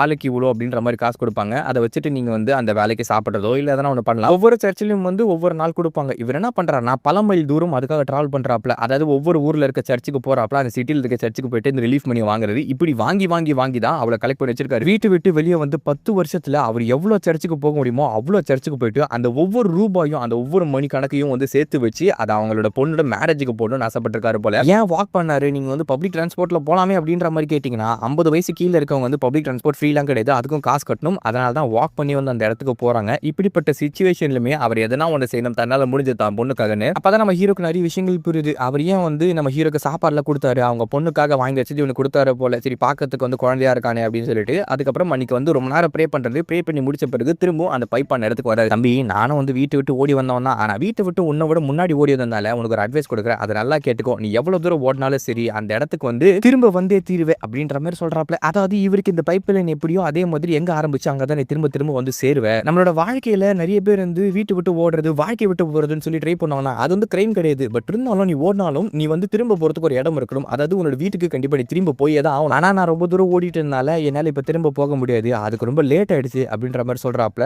அதாவது அவர் என்ன சொல்ல வர்றாருன்னா, நான் வீட்டை விட்டு ஓடி வந்தேன், நீ அந்த மாதிரி ஓடி வந்திருக்க, ஆனா என்ன மாதிரி காலம் கடந்து போறதுக்கு முன்னாடி உன் வீட்டுக்கு திரும்ப போயிடு, ஏன்னா உன்னோட ஒட்டுமொத்த வாழ்க்கையை நீ இழந்துருவ, அதை மட்டும் நீ செய்யவே கூடாதுன்ற மாதிரி சொல்லல. இதை பற்றியெல்லாம் நம்ம ஹீரோ உட்காந்து யோசிக்க ஆரம்பிக்கிறாப்ல. அவன் வாழ்க்கையோட அர்த்தத்தை கொஞ்சம் கொஞ்சமா புரிஞ்சுக்கிறான். ஆனாலுமே அவனால திரும்ப போக முடியாதுன்ற ஒரு சிச்சுவேஷன்ல இருக்கும்போது கரெக்ட் நம்மால தலையில ஒரு அடி விழுது. என்னன்னா அந்த பிளாண்டா இருப்பையும் மற்ற பசங்களும் வந்துருக்கானுங்க. இவங்க 2 பேரும் அடிச்சுட்டு அந்த காசை எடுத்துட்டு போலான்றதுக்காக பஞ்ச பரதேசி என்ன ஏமாத்திரியா, நாங்க எப்படி வெறுங்க திரும்பி வர்றது, இந்த இடத்துல இருந்து அட்லீஸ்ட் அந்த காசாச்சும் அடிச்சுட்டு போலான்ற மாதிரி தான் பிளான்ல இருக்கிறாங்க. ஆனா நம்ம ஹீரோக்கு அவன் அடி வாங்குறது பெரிய விஷயம் கிடையாது. அவரு தான் அடி வாங்க கூடாது. ஏன்னா அந்த காசு தன்னோட பொண்ணுக்கு 10 வருஷமா கொடுக்கணும்னு அவர் பல கிலோமீட்டர் நடந்து சேர்த்து வச்ச காசு, அதை எப்படியாவது காப்பாற்றணுன்ற மாதிரி தான் அவன் யோசிக்கிறான். ஆனா அவன் யோசிக்கிறதுக்கு முன்னாடி அந்த அழி பிடிச்சி வச்சிடறாங்க. டக்குன்னு அந்த ஒரு செகண்ட் இவன் பாடி ஸ்விட்ச் பண்றாப்ல. இந்த பாடி மயக்கம் ஆயிடுச்சு இல்ல, பார்த்தா டேனி பாடியில் அவைக்கன் ஆயிடுவான். அவனுக்கு என்னன்னு சுத்தம் புரியாது. எப்படா இந்த பாடியில் அவைக்கன் ஆன, ஒருவேளை வந்து இது ஃபுல்லா ரெக்கவர் ஆயிடுச்சு போல அப்படின்னா பழைய நேரம் மாதிரி நம்மளும் வந்து திரும்ப வரலாம். சரி ஓகே, அந்த அங்கிள் எங்க, அந்த பசங்க எங்கன்ற மாதிரி அவன் திங்க் பண்ண ஆரம்பிக்கிறான். ஆனா அந்த அங்கிள் வந்து எப்படி போய் தேடுறது, நான் இங்க இருந்து ஓடணுமா, ஒரு நிமிஷம் நான் ஏன் அவங்களை போய் காப்பாற்றணும், ஆக்சுவலா அந்த பாடி அப்படியே அபேண்டன் பண்ணது இறந்து போயிடும். அதுக்கப்புறம் டேனியோட பாடியில வந்து நான் வாழ்ந்துக்கலாம். நான் அந்த பாடி வந்து எனக்கு தேவையான இதுல வந்து அழகு அறிவுன்னு சொல்லிட்டு எல்லா விஷயங்களுமே இருக்குது. ஸோ இதையே நான் பயன்படுத்திக்கலாமே, எனக்கு எதுக்கு 2 பாடி, ஒரே பாடி இருந்தாலும் ஈஸியாக மேனேஜ் பண்ணலாம் இல்லையா, நான் ஓடவே தேவையில்லை. ஆமா இந்த பாடி வச்சுட்டு நான் ஓட தேவையில்லைன்னு அந்த ஒரு செகண்ட்ல அவனுக்கு லோகனோட ஞாபகம் வரும். அவன் ஓடுறதுக்கான ரீசனா அவன் இருக்கிறான் இல்லையா, அவன் சேஞ்ச் ஆகலன்றதுக்கான காரணம். எவ்வளவு தூரம் ஓடினாலும் எந்த இடத்துக்கு போனாலும் ஆரம்பிச்ச இடத்துல தான் திரும்ப இருப்பேன்னு சொல்லி அந்த அங்கிள் சொல்லிருப்பார்ல. எந்த பாடி மாத்தினாலும் சரி நம்ம ஹீரோக்கு இருக்க அந்த ட்ராமாவும் அவன் தான் ஓவர் கம் பண்ணணும். இல்லைன்னா ஆரம்பிச்ச இடத்துல தான் திரும்ப அவன் இருப்பான். வாழ்க்கையில கஷ்டங்கள் வரதா செய்யும். ஆனா அந்த கஷ்டத்தை பார்த்து ஒவ்வொரு வாட்டி ஓடிட்டேன்னு வச்சுங்களேன், திரும்ப திரும்ப அந்த கஷ்டங்களை நம்ம துரத்திட்டு தான் இருக்கும். அதை எதிர்த்து ஃபேஸ் பண்ணா மட்டும்தான் அதை வந்து நம்ம ஓவர் கம் பண்ண முடியும். ரீசன் சொல்லலாம், எனக்கு வந்து அறிவு இல்லை, திறனாற்றல் இல்லை, என் மூஞ்சி வந்து அசிங்கமா இருக்கு, அது இது ஃபினான்ஷியல் சிச்சுவேஷன் அப்படின்னு சொல்லிட்டு. ஆனா இந்த உலகத்தில் பிறந்த முக்காசி பேருக்கும் அப்படி தானே இருக்கு. ஆனா அவங்களும் அப்படி ரீசன் சொல்லிட்டு உட்காந்துட்டு இருந்தா கடைசி வரைக்கும் லூசர்ஸா தான் இருப்பாங்க. வாழ்க்கையில பெருசா சாதிக்கணும்னு அவசியம் கிடையாது. இருந்தாலும் நம்மளோட வாழ்க்கையில வர பிரச்சனைகளை நம்மளாலே ஹேண்டில் பண்ண முடியலன்னா அந்த வாழ்க்கைக்கான அர்த்தமே இருக்கு. சண்டையே செய்யாம உங்களுக்கு எதனா வந்து ரிவார்டு கிடைக்கும்னு நினைச்சீங்கன்னா அதுக்கு வாய்ப்பு கிடையாதுன்றதை இங்க சொல்றாங்க. அது காதலா இருந்தாலும் சரி, எதுவா இருந்தாலும் சரி, எல்லா விஷயத்துக்காக நம்ம போராடணும். நமக்கு பிடிச்ச விஷயத்துக்காக நாம போராடலாம், வேற யார் போராடுவா. இதுல வர நிறைய டைலாக்ஸ், அதுல வர டைலாக்ஸ் கிடையாது. பட் இந்த ஸ்டோரியை படிச்சு நான் புரிஞ்சுக்கிட்ட விஷயங்கள் அது உங்களுக்கு சொல்ல சொல்லணும்னு நினைச்சேன், அதுதான் சொல்லிட்டு இருக்கேன். ஹீரோக்குமே தெரியும் அவனுக்கு வேண்டிய விஷயத்தை அடையணும்னா அந்த இடத்துல அவன் சண்டை போட்டு தான் ஆகணும். ஆனா அதுக்காக எதிர இருக்கவங்களை கொல்லணுன்ற அவசியமே கிடையாது. அந்த பிளாண்ட் பையன் சொன்ன மாதிரி அதுக்கு வேற வழிகளும் இருக்கு. அது என்ன வழி தெரியுமா? ஹார்டர் பண்றது அப்படின்னு சொல்லிட்டு டியூக்கு தான் அவனுக்கு ஞாபகம் வருது. ஏன்னா தலைவனும் இவன மாதிரி தான் வந்து ஹார்டர் பண்ணிட்டு இருப்பாப்ல. அந்த ஹார்டருக்கு ஒரு வாட்டி வந்து டேலண்ட் அடிச்சிட்டு போகும். இருந்தாலும் கவலைப்படாம அவன் ஹார்டர் பண்ணுவான். தட் மீன்ஸ் அவன் டேலண்ட் வச்சு அடிச்சுன்னு வச்சுங்களா, அவனோட நீ அதிகமாக ஹார்டருக்கு போடு, அவ்வளவுதான் நம்ம ஜெயிக்க போறோம் அப்படின்ற மாதிரி சொல்றாப்ல. ஸோ எதிர இருக்கவங்களை கொல்லணும்னு அவசியமே கிடையாது. நம்ம வந்து அதுக்கேற்ற மாதிரி எஃபர்ட் போட்டாலே போதுன்னு தலைவன் நான் சொன்ன காலில் எழுந்து நின்று சண்டை போறதுக்கு ஒரு போஸ் கொடுப்பான் பாருங்க. இந்த சீன்ல இருந்து நம்ம ஹீரோட ஃபேஸ் டோட்டலா சேஞ்ச் ஆகும். நல்லா நோட்டீஸ் பண்ணுங்க. இந்த உலகமே ஒரு அன்ஃபேரான விஷயம் தான். அதுல அன்ஃபேரான ஃபைட்டை நான் வந்து ஃபேர்னஸோட தான் எதிர்கொள்ள போறேன் அப்படின்னு சொல்லிட்டு அவன் முதல் படி வந்து எடுத்து வைக்கிறாப்ல. இப்பதான் சேஞ்ச் ஆகிற சீக்வன்ஸ். ஆனா ஆக்சுவலா ரியாலிட்டின்றது ரொம்ப ஹார்ஷ் ஆனதுன்றது நம்ம சொல்லி தான் தெரியணும்னு கிடையாது. நீங்க பார்த்தாலே தெரிஞ்சிருக்கோம். எத்தவொன்னே நம்ம ஹீரோக்கு பஞ்சு வாங்குறாப்ல. ஆனாலும் அவனுக்கு தெரியுது இந்த இடத்துல அந்த பஞ்சு வாங்கன்னு பயந்துட்டு விட்டான்னு வச்சுங்களேன், திரும்ப எங்க ஆரம்பிச்சானோ அங்கே தான் வந்து நிப்பான். அதனால அவன் என்ன பண்றானா, ஒரு 2-3 பஞ்சு வாங்குறாப்ல. அப்ப 3வது பஞ்சு வரும்போது டாச் பண்றான். ஆக்சுவலி இவனால பஞ்சு கிக்கு எல்லாத்தையும் பார்க்க முடியுது. ஏன்னா மோதிர ஆட்கள் எல்லாருமே அப்படிதான். என்ன இந்த பாடி வச்சு மூவ்மெண்ட் பண்றதுன்றது கொஞ்சம் கஷ்டமா இருக்கு. பட் முன்ன கம்பேர் பண்ணா இப்ப ஹீரோ வந்து கொஞ்சம் ஸ்ட்ராங் ஆயிட்டா, கொஞ்சம் இல்ல ரொம்பவே ஸ்ட்ராங் ஆயிட்டா தான் சொல்லணும். அண்ட் அவன் பாடி வந்து லேட்டா சேஞ்ச் ஆயிருக்குது. அதனால டாச் பண்றாப்ல. ஆனா எல்லா பஞ்சும் அவனால டாச் பண்ண முடியல. ஏன்னா பாடி கண்டிஷன் டிஃபரெண்டா இருக்கு. இவன் ஈஸியா தோக்கடிச்சலாம். பிளாண்ட் ஆரம் பஞ்சு நிறைய கொடுத்துக்கிட்டே இருக்காப்ல. 1-2 தான் டாச் பண்றான், மத்தெல்லாம் படுது அப்படின்னு சொல்லிட்டு. ஆனா அது எதுவுமே நம்ம ஹீரோ ஹர்ட் பண்ணவே இல்லை. ஏன்னா இது வரைக்கும் அவன் மோதிர எல்லாருமே மான்ஸ்டர் தான். வாஸ்கோல இருந்து லோகன் கிட்ட வரைக்கும் எல்லார்கிட்டயும் பஞ்சு வாங்கினதால எவ்வளவு ஹெவியா இருக்குன்னு தெரிஞ்சுக்கோங்க. இவெல்லாம் லைட் வெயிட் கேட்டகரியில கூட வரமாட்டாப்ல. பட் இவனுங்க ஃபேர்னஸா ஃபைட் பண்ணாங்கன்னு சொல்லிட்டு நம்ம ஹீரோ நினைச்சதான் தப்பு. ஏன்னா கையில கிடைக்கிற கத்தி கடப்பாரெல்லாம் எடுத்து அடிக்கிறானுங்க. அடிக்கிற அடியில பார்த்தீங்கன்னா ஹீரோக்கு உள்ள எலும்பெல்லாம் நொறுங்கும் போல. வாழ்க்கையில எல்லா விஷயங்களுக்கும் சண்டை போடணுன்றதும் அவசியம் கிடையாது. சில இடங்கள்ல ஓடி போகலாம். இந்த இடத்துல நான் ஓடி போயிட்டா பிரச்சனை இருக்காது. இந்த அங்கிளை காப்பாற்றணும் அவசியம் கிடையாது. இருந்தாலும் நான் ஓட மாட்டேன். ஏன்னா நான் சண்டை போடணும்னு ஆசைப்பட்டேன். அன்ஃபேரான உலகத்தை நான் எதிர்த்து நிக்க போறேன்னு சொல்லிட்டு கரெக்டா அவன் கட்டையை தூக்கி அந்த அங்கிள் மேல அடிக்க போகும்போது ஹீரோ வந்து அப்படி கீழே விழுந்திருப்பான். எழுந்து வந்து அதை பிடிப்பாப்ல. இதுக்கு மேல ஓடி ஒளிரவான் இல்லடா, நான் தேடி அடிக்கிறோம்டா அப்படின்னு சொல்லிட்டு அவன் பஞ்சு கொடுக்கும்போது இவனும் இன்னொரு பஞ்சை த்ரோ பண்ணாப்ல. 2 பேரும் மாத்தி மாத்தி குத்திக்குவாங்க. ஆனா ஹீரோட பஞ்சு ரொம்ப ஸ்ட்ராங்காகவும் பவர்ஃபுல்லாகவும் இருக்கிறதுனால அந்த பையன் பரட்டிட்டு போய் அந்த பக்கம் விடுறாப்ல. அப்போ அவன் பாக்கெட்ல இருந்து தொபக்கட்டின்னு ஒன்று விழுவான்னு பார்த்தா ஹீரோட போனு, அதே மாதிரி ஹீரோட காசு எல்லாத்தையும் வந்து இவன் திருடி வச்சிருக்கான் போல. இந்த பையனோட பேர் தான் மோலு. அதுல அவன் எல்லா காசும் இல்லைன்னா கூட பரவாயில்ல, அந்த $5 பில் ஒன்று தேடுறானா தம்பி, அதெல்லாம் கிடைக்கிறதுக்கு ரேர் பாடுற மாதிரி அங்கிள் சொல்ல, இல்ல இந்த டாலர் தான், அது நான் கண்டுபிடிச்சிட்டேன், அதை பார்த்தால எனக்கு தெரியும், அதை பார்த்தால எனக்கு தெரியும்னு சொல்லிட்டு அதை எடுத்து அழைச்சிக்குவானா. அந்த ஒரு சமயத்தில் நமக்கு பார்க்கும்போது சீக்வன்ஸ் வந்து ரொம்ப நல்லா இருக்கும். ஏனென்றால் அவங்க அம்மா கொடுத்த காசு வந்து பார்க்கறதுக்கு டிஃப்ரெண்டா இல்லைனாலும் அவனால் அதை ஃபீல் பண்ண முடியுது. அப்படியே கட் பண்ணி அவங்க டாக்டரோட மேரேஜ் தான் காட்டுறாங்க. ஆக்சுவலாக ஒரு பணத்தை மட்டும் ஹைட் பண்ணி வச்சில்ல, அதுக்குள்ள ஒரு கோட் சூட் மட்டும் இருக்குது போல. அதை எடுத்துட்டு போறாரு. ஹேர் கட்லாம் பண்ணிட்டு, டே டேனி இது வந்து செட் ஆகும் தோணலடா, நான் இங்கிருந்து போயிடறேன்டா, அவங்க மேரேஜில் எதுக்கு தான் போய் கெடுக்கிறது, நல்ல விஷயம் நடக்கும்போது அந்த இடத்துல சனியம் போய் மாதிரி நான் போகக்கூடாதுன்னு சொல்லிட்டு அவருக்கு ரெக்ரெட் இருக்குது. ஏன்னா 10 வருஷமா அவர் வந்து அந்த ஆள் அங்கே இல்லவே இல்லை இல்லையா, அதை நினைச்சு வருத்தப்பட்டுக்கிட்டே இருக்கையில ஹீரோ ஒரு டைலாக் சொல்றாப்ல, நான் ஓடி வந்ததுக்கான காரணம் எங்க அம்மாவுக்கு ஒரு சமயம் இருப்பான்னு சார் நினைச்சுதான். அவங்க என் மேல நிறைய எக்ஸ்பெக்டேஷன் வச்சாங்க. ஆனா அது எல்லாத்தையுமே நிறைவேற்ற முடியாதுன்னு சொல்லிட்டு பயந்தேன். உங்களை மாதிரி தான் நானும் பயந்தேன். ஆனா நீங்க என்கிட்ட ஒரு வார்த்தை சொன்னீங்க, திரும்ப போடா தம்பி அப்படின்னு சொல்லிட்டு, அதை நீங்க முதல்ல பண்ணுங்க அப்படின்ற மாதிரி அவன் சொல்றான். சொன்ன உடனே அவருக்கு வார்த்தை வந்து அப்படி மூஞ்சில் அடிச்ச மாதிரி இருக்குது. அதனால என்ன பண்றாருன்னா, தூரத்துல இருந்து அந்த வெட்டிங் வந்து பாக்குறாப்ல. மொய் போடும்போது மாப்பிள சைடு போட்டுரு. ஏன்னா பொண்ணு சைடு போட்டாக்கா யாரும் விசாரிச்சு கண்டுபிடிச்சானா என்ன பண்றது, பேரு ஊருன்னு எதுவுமே எழுதவே இல்லை. ஜஸ்ட் அந்த அமௌண்ட் மட்டும் கொடுக்குறாப்ல. அது பெரிய அமௌண்ட் இல்லைன்னாலும் அவரால் முடிஞ்ச கான்ட்ரிபியூஷன் அவங்க பொண்ணுக்கு செய்யற கடைசி உரிமையா வந்து இருக்கும்னு நினைச்சிருக்காரு. மேரேஜுமே சீரும் சிறப்பமா நடக்குது. அவங்க 2 பேரும் எப்படி மீட் அப் பண்ணாங்க, அந்த போட்டோஸ் எல்லாம் வந்து போட்டு காமிக்கிறாங்க. பார்க்கறதுக்கு ரொம்ப நல்லா இருக்கு. அவங்க அப்பாவுக்கு ரொம்ப சந்தோஷம் அந்த விஷயத்தெல்லாம் பார்க்கறதுக்கு. ஆனா ஹீரோக்கு லைட்டா வருத்தம் இருக்கு. நீங்க முன்னாடி போயிட்டு வந்து அவங்களுக்கு ஆசீர்வதிக்க வேணாம் அப்படின்ற மாதிரி சொல்ல, இல்லப்பா இதுவே போதும், இந்த பாக்கியம் கிடைச்சது பெருசுன்னு அவர் சொல்றாரா. 10 வருஷம் ஆச்சு. அந்த 10 வருஷம் நான் அவளை விட்டு போனப்போ அதை வந்து திருப்பி போறதுக்கு எனக்கு தகுதியும் கிடையாது. அவ சந்தோஷமா இருந்தாலே போதும், ஒரு ஹாப்பியான லைஃபை கண்டுபிடிச்சலன்னு பார்க்கல. கீழே பார்த்தாக்கா எல்லாமே ஒதுங்கி நிற்கிறாங்க. என்ன அதுல ஒவ்வொரு போட்டோ வந்து இல்லையா, அதுல அவங்க அப்பா கூட இருந்த போட்டோ வந்திருக்கும். அந்த பொண்ணு வந்து அதை பார்க்கறான். அவங்க அப்பா இங்க வந்திருக்காரு தெரிஞ்சுக்கிட்டு அவளுக்கு ரொம்ப ஆனந்தம் ஆயிடுது. ஆனந்த கண்ணீர் வருது. ஃபர்ஸ்ட் அவங்க அப்பா வந்து முகத்தை மறைப்பாரு, என்ன பார்க்காத, நான் 10 வருஷத்துக்கு முன்னாடி ஓடி போயிட்டேன் அப்படின்னு சொல்லிட்டு. ஆனா ஓடி வந்து அவங்க ஹக் பண்றாங்க. என்ன விஷயம்னா, நீங்க ஓடி போயிட்டீங்கன்னா நீங்க எப்ப திரும்ப வருவீங்கன்னு உங்களுக்காக காத்துக்கிட்டு இருந்தேன்னு சொல்றாங்க. அவங்களுக்கு இவங்க மேல வந்து கோவம்லாம் கிடையாது, வருத்தம் தான் இருக்கு. எங்க இருக்கிறாரோ, எப்படி இருக்காரோ, சாப்பிட்டாரா, தூங்குனாரா, நல்லா இருக்காரா, உயிரோடு இருக்காரா அப்படின்னு திரும்ப வரத்துக்காப்பா இவ்வளவு நேரம் ஆச்சு அப்படின்ற மாதிரி கேட்பாங்க பாருங்க. இவளுக்காக தான் வெயிட் பண்ணாரு போல. கடைசி அந்த போட்டோ வர போட்டு காமிப்பாங்க. அந்த சீக்வன்ஸ் பார்க்கறதுக்கு ரொம்ப நல்லா இருக்கும். ஸோ அவர் சொன்ன வார்த்தையை முதல்ல அவருக்கு தான் பொருந்தும். நம்ம திரும்ப போனா அது நடக்கும் இது நடக்கும் பயந்துகிட்டே இருந்தாக்கா கடைசி வரைக்கும் நம்ம வாழ்க்கையை வாழவே முடியாது. ஓடி போனாலும் திரும்ப நம்ம இறந்த இடத்துக்கு போகுமோ அந்த இடத்துக்கு போய் ஆகணும். அதெல்லாம் முடிஞ்ச பிறகு சீரியமா நம்ம ஹீரோ வந்து என்ன பண்றானா, போன் எடுத்து பாக்குறப்ப சரி இன்ஸ்டாகிராம்குள்ள போவோம், என்ன பண்றாங்க எல்லாரும் அப்படின்னு சொல்லிட்டு போஸ்ட் பார்த்தா ஃபர்ஸ்ட் வாஸ்க் வந்து புது டிவி வாங்கிட்டான் போல. ஆனா போட்டோ ஒரு மாதிரி ஏற்றி வச்சிருக்காப்ல. அதுக்கப்புறம் ஜே எப்பயும் போல நாய்க்குட்டியும் கூட விளையாடுறான். டேனி கம்பேக் தரணுன்றதுக்காக போர்டில் எழுதி மற்றவங்களும் வந்து செலிப்ரேட் பண்ணிட்டு இருக்காங்க. அதாவது அடிப்பட்ட டேனி. சரி ஜோயி சந்தோஷமா இருக்காளா அப்படின்னு சொல்லிட்டு பார்க்கல. ஜோயோட அக்கௌண்ட்டை போய் பார்க்கறப்பல உள்ள போய் பார்த்தா 14K ஃபாலோவர் இருக்கிறாங்க. அந்த பொண்ணு செம ஃபேமஸ் தான் சொல்லிட்டு ஆச்சரியமான ஒரு விஷயத்தையும் நோட்டீஸ் பண்றா. என்னன்னு பார்த்தா அவ போஸ்ட் போட்டிருக்கிறதுல அந்த எறும்பு மாடல் இருக்கா இல்லையா லோகன், அவன் கூட சேர்ந்து போஸ்ட் போட்டிருக்கான். அது ஒரு மாதிரி வித்தியாசமா லைக் கப்பிள்ஸ் எல்லாம் போடுவாங்களே அந்த மாதிரி. இதை பார்த்ததும் ஹீரோக்கு ஒண்ணுமே புரியல. இது எப்படி நடக்கும், வாய்ப்பே கிடையாது. இந்த எறும்பு எப்படி ஜோயி கூட சேர்ந்துச்சு அப்படி கட் பண்ணி ஸ்கூல்ல காமிக்கிறாங்க. லோகன் வந்து ஒரு மாதிரி ஜோயி பின்னாடி அப்படி சுத்திக்கிட்டு என்ன பண்ணிட்டு இருக்கானா, அந்த போட்டோ நல்லா இருக்கலான்ற மாதிரி கேட்க அவ்வளவு நல்லா இருக்குன்ற மாதிரி சொல்ல சுத்தி இருக்கவங்க ஆச்சரியம் பாக்குறாங்க. இவன் டேனி பின்னாடி சுத்தி இருந்தாலும் எதுக்கு அந்த எருமாடு கூட சுத்துறா அப்படின்னு சொல்லிட்டு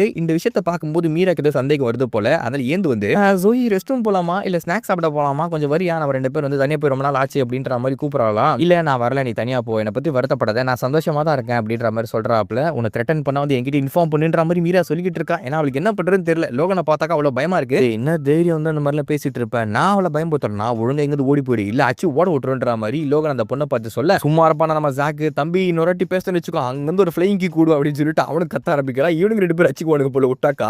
மாத்தி சண்டை போற சிச்சுவேஷனுக்கு போறாங்க. தம்பி போன வாட்டி அடி வாங்கி கால் நடுங்குச்சு பார்த்தா அந்த மாதிரி தான் இந்த நடக்கும் அப்படின்னு சொல்லி லோகன் சொல்றேன்னா, காலா எந்த கால் அப்படின்னு சொல்லி காலை தூக்கி காமிப்பாப்ல. பார்த்தா பக்காவா ட்ரெயின் பண்ணி வச்சிருப்பான். ஏன்னா பாக்ஸஸுக்கு லெக் ரொம்ப நீடு, அதனால நம்ம தொடர்ந்து என்ன இருக்காரு பாத்தீங்களா, அவரை மாதிரி வந்து லெக் ஸ்ட்ரெச் பண்ணி வச்சிருக்காப்ல. ஆனா அந்த சண்டை தடுக்கணுன்றதுக்காக என்ன விஷயம் தெரியல. ஜோ என்ன பண்றான், லோகனை கூப்பிட்டு வா கேஃபிட்டேரியாக்கு போலாம், இங்க சண்டைலாம் தேவலாம் போட தேவையில்ல அப்படின்னு சொல்லிட்டு அவனை வலிச்சுட்டு போயிட்டு இருக்கா.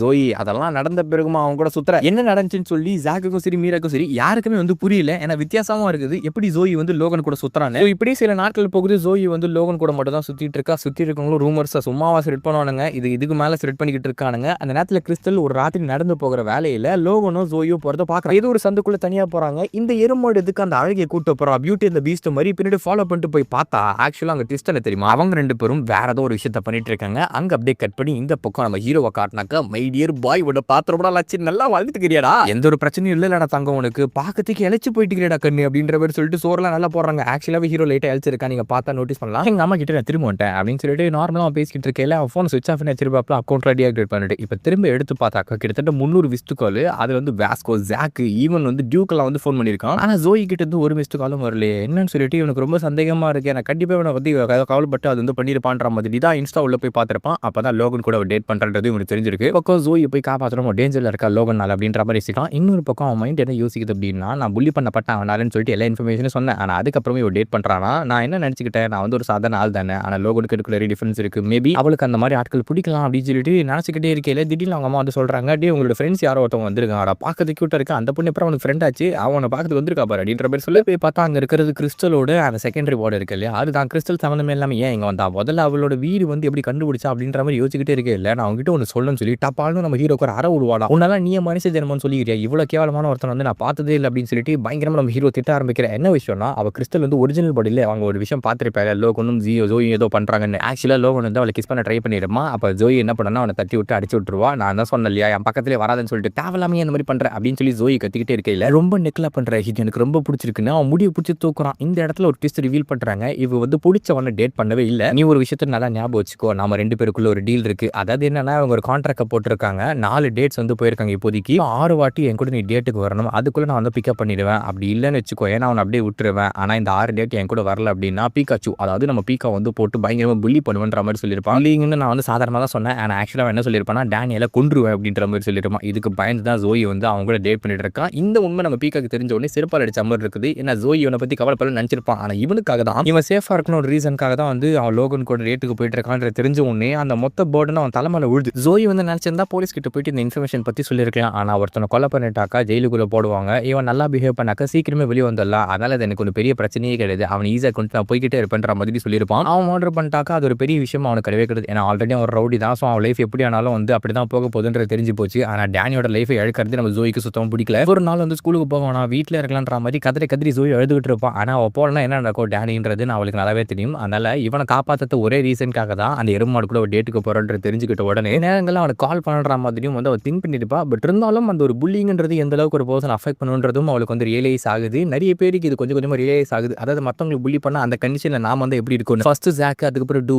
அதுக்கப்புறம் ஒவ்வொருத்தருக்கா வந்து தெரிய ஆரம்பிக்குது ஒருத்தவங்களை புள்ளி பண்ணுறதுன்றது எவ்வளோ கேவலமான விஷயம்னு. அண்ட் நம்மளுக்கவே இதை டீச் பண்ணுறாங்க. இப்போ இந்த கில்ட்டி ஃபீல்ல நம்ம ஹீரோ செருப்பால் அடிக்கும் போது கட் பண்ணி அப்படியே காட்டுறாங்க, ஆஹா இவ ரொம்ப அழகாக இருக்கா, இன்னும் 2 டேட்டில் இவளை கரெக்ட் பண்ணிட்டு போகிறேன் அப்படின்னு சொல்லிட்டு லோகன் வந்து நடந்து போயிட்டு இருக்கும்போது எதிர பார்த்தா நம்ம பீக்கா வந்து நிற்கிறாப்புல, அவங்க கூட சண்டை போகிறதுக்கு தயாராக இருக்கான். ஏன்னா ஆல்ரெடி நம்ம ஆள் வந்து பழைய மாதிரி இருக்கக்கூடாது, நம்ம சேஞ்ச் ஆகிட்டுன்னு சொல்லிட்டு ஒரு முடிவோடு சுற்றிக்கிட்டு இருக்காங்க. ஸோ இவனை பற்றி ஸ்கேர்ட் ஆகிட்டான் அப்படின்னா அவன் திரும்ப ஆரம்பிச்ச இடத்துக்கே தான் போவான். அந்த வார்த்தை நான் ஏன் திரும்ப திரும்ப சொல்கிறான்னா, அது அவனோட ஸ்ட்ரகிள்ஸ் வந்து மீன் பண்ணுது. அவன் அவ்வளோ கஷ்டப்பட்டாலும் அந்த விஷயங்களை வந்து ஓவர் கம் பண்ணல அப்படின்னா திரும்ப திரும்ப அவன் எங்கே ஸ்டார்ட் பண்ணல அங்கே தான் போவான். இப்போ பீக்கா வந்தோடனே லோகனுக்கு என்ன சொல்கிறான்னா, ஒழுங்கா ஜோயை விட்டுரு அப்படின்ற மாதிரி சொல்ல, தம்பி நீ பேசுறது வச்சு பார்த்தாக்கா அவளை நான் புள்ளி பண்ணுற மாதிரியோ ஃபோர்ஸ் பண்ணுற மாதிரியோ இருக்குது, நான் அப்படிலாம் பண்ணலடான்ற மாதிரி சொல்ல, ஒழுங்கா ஜோயை விட்டுன்னு திரும்ப பீக்கா சொல்லுவானா. இதை பார்த்து டென்ஷன் ஆடா நம்ம லோகன் என்ன பண்ணுறான், ஒரு பஞ்சு விட்றாப்புல பாடி ஷர்ட் எப்பயும் போல. ஆனால் இந்த வாட்டி நம்ம பீக்கா அதை பிளாக் வைக்கிறான். அவ்வளோதான் பையன் டெவலப் ஆகிட்டா, லோகன் டிஃபீட் பண்ண போகிறான்னு மட்டும் நினச்சிருக்கேன். பயந்துடாதீங்க. ஏன்னா செகண்ட் பஞ்ச் மூஞ்சில வாங்குவாப்ல. லோகன் எவ்வளவு அளவுக்கு ஸ்ட்ராங்கா இருக்கான்றது இது வரைக்கும் நீங்க பார்த்திருப்பீங்க. செம்மடி வாங்குறான் போட்டு. லோகனோட மிகப்பெரிய அட்வான்டேஜ் அவன் வெயிட் லெஸ் தான். அதை வச்சு பீக்கா வந்து அப்படி ஈஸியா லிஃப்ட் பண்ணி ஒரு சாக்கு மூட்டை மாதிரி அந்த பக்கம் இந்த பக்கம் ஒரு காரெல்லாம் போட்டு உடச்சு விட்டுறாப்ல. பயங்கரமா நம்ம ஹீரோ அடிச்ச பிறகு அவன் அடிச்சு மைக் அடிச்சு ஊந்துறானா. இவன் என்ன சொல்றான்னா, உன்ன மாதிரி ஆட்களை ஹேண்டில் பண்றதுக்கு என்னோட லெஃப்ட் ஹேண்டே போதும். ஜோயி வந்து என்னோட ரைட் ஹேண்டை சீல் பண்ணி வச்சுட்டா, இருந்தாலும் நான் ஜூஜுட்சு ஸ்கில்ஸ் எல்லாம் பயன்படுத்துறது கிடையாது. ஏன் தெரியுமா? உன்ன மாதிரி ஆட்களை அடிக்கிறதுக்கு என்னோட இந்த வலது கை தேவை கிடையாது, லெஃப்ட் கையே போதும். பிகாஸ் ஐ எம் சிம்பிளி ஸ்ட்ராங்ன்ற மாதிரி அவன் வந்து முடிச்சிட்டு இருக்கையில நம்ம ஹீரோ வந்து அப்படியே ஒரு மாதிரி கோமா கண்டிஷன்ல இருக்கானா. அந்த நேரத்தில் அவன் யோசிச்சு பார்க்குற விஷயங்கள் எல்லாமே ஜோயி வந்து நம்ம ஹீரோக்காக தான் எல்லாத்தையும் பொறுத்துட்டு இருந்தான். அந்த செல்ஃபிலேருந்து அவங்க கூட டேட் போனதுலேருந்து அதெல்லாம் திங்க் பண்ணி பார்த்துட்டு இருக்கா. அவன் எவ்வளோ செழிப்பு தன்மையோடு இருந்திருப்பானு. ஒரு நார்மல் கண்டிஷனா இதுக்கு முன்னாடி இந்த பீக்காக வந்தாலும் தலையும் ஓடிட்டு இருப்பாப்ல. ஆனால் இப்போ ஓடவும் முடியாது, ஒளியவும் முடியுதுன்ற மாதிரி ஏன்ஸ் சண்டை போகிறதுக்கு மறுபடியும் நிற்கிறான் ஜோயிக்காக. அவன் எனக்காக சண்டை போட்டான், அதே மாதிரி நான் அவளுக்காக சண்டை போடுற மாதிரி முன்னாடி போக திரும்ப முட்டிலே ஒரு ஷாட் வைக்கிறாப்ல. மூஞ்செல்லாம் உடஞ்சு போய் ரத்தம் பலபலன்னு ஊத்துது. ஆனாலும் விடுற மாதிரி இல்லை. ஜோயி வந்து காப்பாற்றத்துக்கு மற்றவங்க ஹெல்ப் பண்ண ட்ரை பண்ணும்போது அவள் அவாய்ட் பண்ணி கூட்டு போனா இல்லையா, அது அவனால வந்து மற்றவங்க ஹர்ட் ஆகக்கூடாதுன்ற ஒரு ரீசனுக்காக தான் எல்லாரையுமே ப்ரொடெக்ட் பண்ணிட்டு இருந்திருக்கா. அவளை சாக்ரிஃபைஸ் பண்ணி இந்த ஒரு ரீசன் தான் நம்ம ஹீரோவால ஏற்றுக்கவே முடியல. அவள் எல்லாரையும் ப்ரொடெக்ட் பண்ணிட்டு இருக்கா, அவளை ப்ரொடெக்ட் பண்ணியே தீரணும் நான் அப்படின்னு சொல்லிட்டு பறந்து அடிக்க ட்ரை பண்ணிக்கிட்டு இருக்காப்ல. அவனும் ஏதா விடமான பஞ்சில் விடுறதுமே ஆக்சுவலாக அவன் அப்ரோச் பண்ணி கேட்டிருப்பா ஜோயி கிட்ட, இந்த மாதிரி என்ன பிரச்சனை அப்படின்னு சொல்லிட்டு. அதெல்லாம் ஒன்றும் இல்லை, நான் ஒருத்தர் கூட மட்டும் தான் சுற்றணும், ஸோ அதனால தான் சுற்றுறேன், நான் வந்து ப்ரொடெக்ட் பண்ணுவேன் எல்லாரையும் அப்படின்ற மாதிரி அவள் சொல்லியிருப்பா. அவள் வந்து உண்மையும் சொல்லியிருக்க மாட்டா, பொய்யும் சொல்லியிருக்க மாட்டா, லைட்டாக எல்லாத்தையும் மறைச்சு தான் ஒரு மாதிரி மார்க்கமாக பேசியிருப்பா. ஆனால் ஸ்கூலில் இருக்க எல்லாமே ஒரு மாதிரி வியர்டாக தான் இவகிட்ட பேசிட்டு இருப்பாங்க. ஃபர்ஸ்ட் டேனியை வந்து டேட் பண்ணி ட்ரை பண்ணிட்டு இருந்தா, அதுக்கப்புறம் இப்போ லோன் கூட சுற்றுறா, யார் கூட சுத்தவில்லை அப்படி இப்படின்னு சொல்லிட்டு பேசுவானுங்க இல்லையா. ஆனால் அது எல்லாத்தையுமே ஜோய் வந்து பொறுத்துட்டு இருந்திருக்கா. அப்படி தான் சொல்லுவாங்க. ஆனால் ஆக்சுவலாக அவள் தனியாக போய் அழுவா. இது எல்லாம் நம்ம ஹீரோட மைண்டுக்குள்ளே ஓடிக்கிட்டே இருக்கு. அவங்க வந்து இப்படி பேசினாங்க, இவங்களை ப்ரொடெக்ட் பண்ணணும், அவங்கள ப்ரொடெக்ட் பண்ணணும்னு சொல்லிட்டு தன்னை சாக்ரிஃபைஸ் பண்ணாலே அவளுக்கு ஏந்து நிற்கணும்னு திரும்ப அடி வாங்கின பேருவோம் அவன் ஏஞ்சி நின்றுட்டே இருக்காப்ல. இதை லோகன் பார்த்து ஆச்சரியப்படுறான். இவனடா ஒரு மாதிரி வித்தியாசமான ஜந்துவா பண்ணிட்டு இருக்காங்க. ஆக்சுவலாக இங்கே ஒரு ட்விஸ்ட் கொடுக்குறாங்க. என்னன்னா, நம்ம ஹீரோ வந்து நார்மலாக ஃபைட் பண்ணுறது போல ஏடாவடமா ஏரியா புள்ளி மாதிரி பஞ்ச் பண்ணிட்டு இருப்பான் இல்லையா. இப்போ அவளை நான் ப்ரொடெக்ட் பண்ணி ஆகணும், அதனால நான் கற்றுக்கிட்ட விஷயங்களை வித்தைங்க இங்கே இறக்க போறேன்னு சொல்லிட்டு ஜாக் மாதிரி போஸ் வைக்கிறாப்ல. இது பார்த்தோன்னே லோகனுக்கு ஆச்சரியமாகுது. என்னடா இவன் அவனை மாதிரி பண்ணிட்டு இருக்கானே, உன் ரைட் ஹேண்டை வெளியேற்றா விளக்கண்ண, உன் லெஃப்ட் ஹேண்ட் வச்சு உன்னால என்ன டிஃபீட் பண்ண முடியாது அப்படின்னு பஞ்சிட்டு எல்லாம் பேசுவோம் பாருங்க. பார்க்கறது சீனா இருக்கும், வந்து பயங்கரமான சீனி.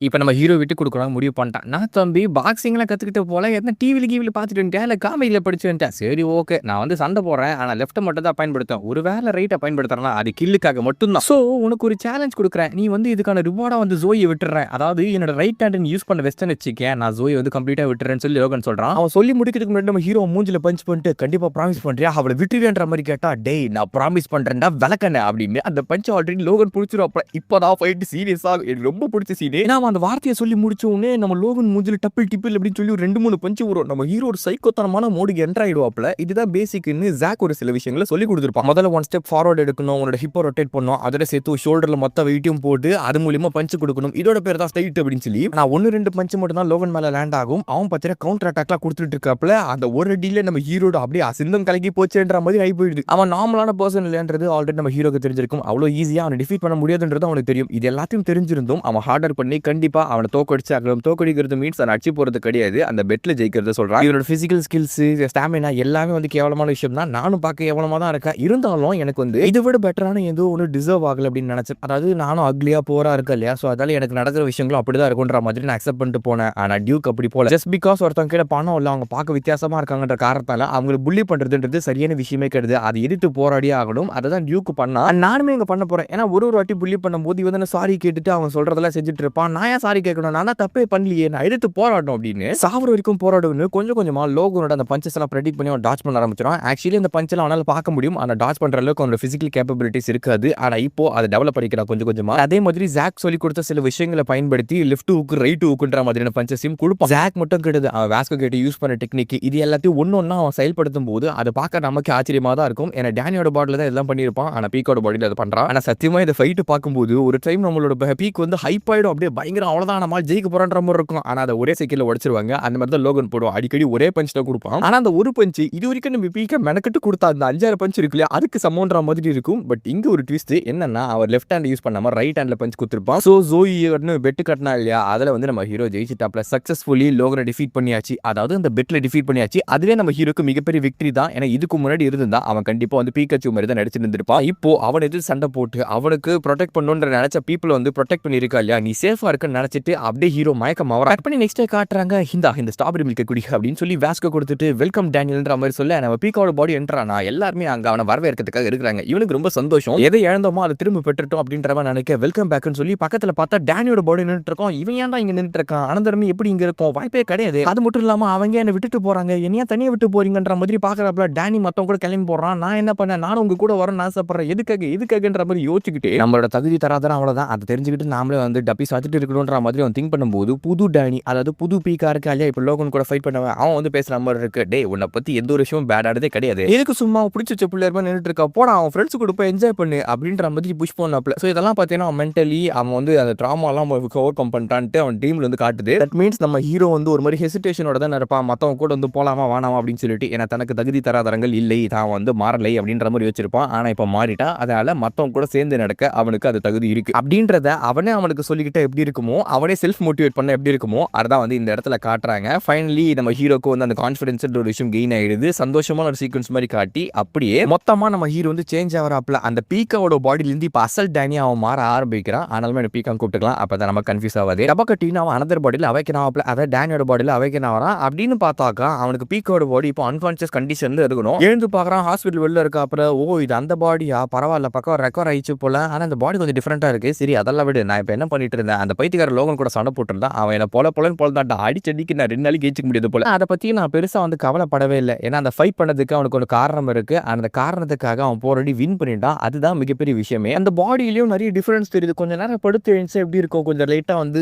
எக்ஸ்ட்ராவா தூங்கிட்டா எப்படி இருக்குமோ அந்த மாதிரி தான். அடிப்பட்ட மாதிரி தெரியல, அந்த ரெக்கவரி ஸ்பீடு ரெக்கவரி எல்லாமே ஒரு மாதிரி டிஃப்ரெண்டா இருக்குது. இவன் பாடியும் முன்னோட பிசிக்கலி செம்ம ஒரு கண்டிஷனை கெயின் பண்ண மாதிரியும், அதே மாதிரி ஃபேஷியல் ஸ்ட்ரக்சர் லைட்டா மாறின மாதிரியும் இருக்குது. அவன் என்னன்றதை கண்டுபிடிக்கணுன்றதுக்காக தப்ப இப்போ ஓட ஆரம்பிக்கிறாப்ல. பீக்கோட பாடிக்கு ஏதோ ஒன்று ஆயிடுச்சு, முன்ன விட ஸ்பீட் ஆயிட்டாப்ல. நான் சொன்னல முன்னாடி பாடி சேஞ்ச் ஆயிருக்குன்னு சொல்லிட்டு, அடிப்பட்டு வந்தா நம்மளால முன்ன மாதிரி வேலைகளை பண்ண முடியுது. ஆனா அவன் பார்த்தா முன்னாடி டெவலப் ஆயிட்டு இருக்கா. இது என்ன கர்மந்திர பூச்சி பாடினே தெரியல எனக்கு. அடிப்பட்டு இவ்வளவு நாள் ரெக்கவரி கொடுத்ததுனால அந்த மசில்லாம் வந்து நல்ல பீக் அட்டேஷன் வந்து அடைஞ்சிடுச்சா என்னன்னு தெரியல. எனக்கு அந்த மாதிரி சயின்டிஃபிக் டேர்மெல்லாம் யோசிக்கிறதுக்கு கூட முடியல. ஏன்னா இது சயின்டிஃபிக் எக்ஸ்பிளைன் பண்ண முடியாத ஒரு விஷயம். அதெல்லாம் தூக்கி போட்டு நம்ம பீக்காவை தேடி தான் அவன் போயிட்டு இருக்காப்ல. போய் பார்த்தா ஆரெல்லாம் உடஞ்சு போய் ரத்த கலர் ஆகி பீக்கா அந்த இடத்துல அப்படியே அவன் தான் வாயை திறந்துக்கிட்டு படுத்துக்கிட்டு இருக்காப்ல. யாருமே அவனை கண்டுக்கிற மாதிரி கிடையாது. லோகன் செம்ம டென்ஷன் ஏறான். என்ன தைரியம் தான் எனக்கு வந்து அடிமை அந்த பீக்காச்சு என் ரைட் ஹேண்ட் யூஸ் பண்ண வச்சிட்டான் அப்படின்னு சொல்லிட்டு ஒரு மாதிரி எச்சத்தனமான ஒரு வேலையை பண்ணுவான். நான் அந்த மைக்கு கிடைக்கிற பீக்காச்சோட மூஞ்சில போட்டு டமால் டிமில் அடிச்சுக்கிட்டே இருப்பாப்ல ரைட் ஹேண்ட்ல. அப்போ யாரோ அவனை பிடிக்கிறாங்க. கேவலமான வேலை பண்ணிடா லோகன் அப்படின்னு சொல்லிட்டு நம்ம டேனி சொல்றாப்ல. ஏன்னா ஒரு ப்ராமிஸா பண்ணாப்ல, ரைட் ஹேண்ட் யூஸ் பண்ணிட்டா ஜோயை விட்டுற நான் தோத்துறதை ஒத்துக்கிறேன் அப்படின்னு சொல்லிட்டு. ஆனா இதை பார்த்த லோகனுக்கு யாரா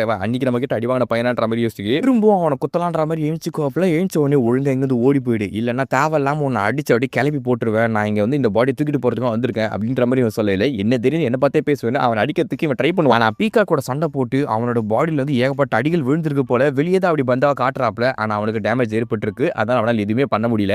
இங்க வாங்கடா இங்க வாங்கடா அப்படின்னு சொல்லி கால் நடுக்கத்தோட அவன் கேட்டுக்கிட்டே இருக்கையில நம்ம டேனி வந்து பீக்காவோட பாடி தூக்கிட்டு போறானா. இந்த இடத்துல செம்மடி வாங்கியிருக்கான் பீக்கா. இருந்தாலும் அவனை நினைச்ச ப்ரௌடா இருக்கு. இதுதான்டா ரியல் மீ அப்படின்னு சொல்லிட்டு அவனே ஃபைன் பண்ணிக்கிறான். அதுக்கப்புறம் ஹாஸ்பிட்டல் அட்மிட் ஆன பிறகு நர்ஸுக்கு செம்ம ஆச்சரியம். என்னன்னா பீக்காவோட பாடி அந்த கண்டிஷன்ல இருக்கிறது கிடையாது, ஃபைட்னால அப்படி ஆயிடுச்சுன்றது அவங்களுக்கு புரியுது. தம்பி ஆனா நீ அடிப்பட்டு சாவர நிலைமைக்கு போயிட்டு வந்துடா, நீ என்னடா ஜாலியாக நின்னுங்கிற அப்படின்னு சொல்லிட்டு நம்ம டேனி பார்த்தா கேட்டுட்டு இருக்காங்க. எனக்கு ஒன்றும் பிரச்சனை இல்லக்கா அப்படின்ற மாதிரி அவன் சொல்றான். ஆனா அவன் ஃப்ரெண்டுக்கு தான் பண்ணி தேங்க்யூ சொல்லணும். ஏன்னா ராத்திரி பகல் பார்க்காம சாப்பிட்டு அவன் கொள்ளாம உன் கூட மட்டுமே ஸ்டே பண்ணி உன்னை ரெக்கவர் ஆக பீரியட் எல்லாமே வந்து பார்த்துக்கணப்பா அப்படின்ற மாதிரி சொல்லாங்க. யார் அது ஜோயின்ற மாதிரி யோசிக்க, அது ஜோய் கிடையாது, நம்ம ஜே தான். ரிசர்ச் எல்லாம் பண்ணி புக் எல்லாம் படிச்சுட்டு அவன் பக்கத்துல இருந்து அவனுக்கு ஹெல்ப் பண்ணிட்டு இருக்கான் போல. இந்த இடத்துல இவனுக்கு வந்து வாழ்ந்துகிட்டு நம்ம ஹீரோ கேர் பண்றதுக்காக ஜே அவ்வளவு சாக்ரிஃபைஸ் பண்ணிருக்கான். அவன் வந்து இப்போ வந்து நம்ம ஜே வந்து பாக்குறான். இவனுக்கா என்ன சொல்றதுன்னு தெரியல, ஏன்னா அவ்வளோ வந்து கேர் எடுத்து பார்த்துருக்கானே யார் அந்த பையன் சொல்லிட்டு டேனிக்கு ஆச்சரியம். ஆனா ஜேக்கு பொறுத்த வரைக்கும் இவன் வந்து சரியாயிட்டா இல்லையா, அதுதான் அவனுக்கு மிகப்பெரிய விஷயம். ஜே நான் திரும்ப ஓத்துட்டேன் அப்படின்ற மாதிரி சொல்லல, அவன் முடிவு தூக்கி அப்படியே அழ ஆரம்பிப்பான் பாருங்க பையன். இப்பதான் அவனுக்கு ரொம்ப சந்தோஷமே, அவனுக்கு வந்து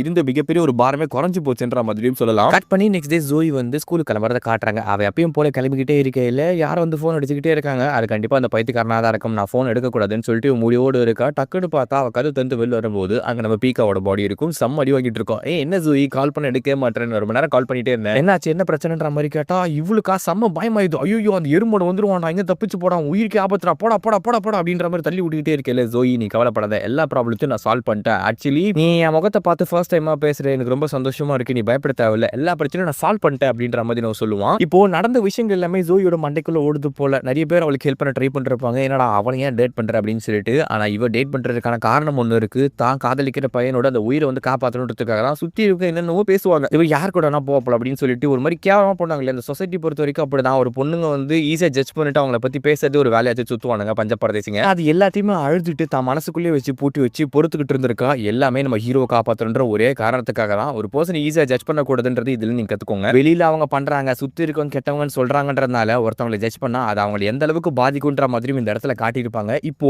அவ அழுதது ஆக்சுவலா கிறிஸ்டோலோட பாடி வந்து கேட்டிருக்கும். அதனாலதான் ஸ்ட்ரைட்டா போயிட்டு பீக்கா பாடி அப்ரோச் பண்ணி நீ எல்லாம் ஒரு மனுஷனான்னு சொல்லி அடிச்சிருப்பா. அடிச்ச உடனே தான் நம்ம ஆளுக்கும் வந்து ரியலைஸ் ஆயிட்டு அவன் வந்து இந்த இடத்துக்கு ஹெல்ப் பண்ணிருப்பான். இப்படி இந்த விஷயங்கள் எல்லாம் நடந்ததுக்கு ஒரு வகையில காரணம்னு பார்த்தாக்கா நம்ம கிறிஸ்டல் தான். அண்ட் அந்த இன்னொரு விஷயத்தையும் காட்டுறாங்க. என்னன்னா பிளாண்டர் பசங்க ஹோம்லெஸ் பசங்களா இருக்காங்களே அவங்க யாரையும் அடிச்சு செம்ம காசு எடுக்கிறானுங்க. எடுத்த பிறகு என்ன சொல்றான்னா இது முதல்ல தெரிஞ்சதான் நான் பே பண்ணிருப்பேன், சரி வாங்க நம்ம போலாம் ஹாஸ்டலுக்கு அப்படின்னு சொல்லிட்டு அது one of the major big crew. And அதே நேரத்தில் இன்னொரு கிரியூவான அந்த காட் டாக் இருக்குது இல்லையா அவங்க டீமும் இப்போ அசம்பிள் ஆகிறாங்க. ஜின் ஆல்ரெடி தோத்துட்டான், இருந்தாலும் நாங்க விட மாட்டோம்னு சொல்லிட்டு வாஸ்கோட டீமையும் நம்ம ஹீரோவும் அடிக்கிறதுக்கு தயாராகிறாங்க. ஆக்சுவலி காட் டாகோட ஒரிஜினல் டீம் வந்து இப்போதான் அப்ரோச் ஆகுது போல. அதுல வந்து அந்த பைத்தியக்கார யோகான் வரான். அவன் எந்த அளவுக்கு ஸ்ட்ராங்ன்றது நமக்கு தெரியும். இந்த ஃபைட் எந்த அளவுக்கு டர்ன் அவுட் ஆக போகுதுன்றதும் தெரியல. இது எல்லாமே முடிஞ்சு ஹீரோ ஃபைனலா ஸ்கூலுக்கும் போகலான்னு டேனியல் போர்ட்ல கிளம்பி வரும்போது அது டேனி தானே அவர் ரெக்கவர் ஆகி வந்துட்டா, ஆனா முன்ன விட செம அழகா இருக்கா அப்படின்னு சொல்லிட்டு அவங்களாம் ஆரவாரமா வந்து இவனை வந்து அப்படியே ஏதோ பண்ணிட்டு இருக்காங்க. தலைவனுக்கு ரொம்ப நாள் ஆனாலும் இந்த மாதிரி விஷயங்களுக்கு மட்டும் யூஸ் ஆக முடியல. ஏனென்றால் இந்த மாதிரி தொல்லைகள் அன்பு தொல்லைகள் இதுக்கு முன்னாடி பார்த்துருக்க மாட்டான். அவன் அதுலேருந்து யாரா காப்பாற்ற போறான்ற மாதிரி பார்க்கையில ஜே அவன் கையை பிடிச்சி தரதான்னு வலிச்சிட்டு போறாப்ல.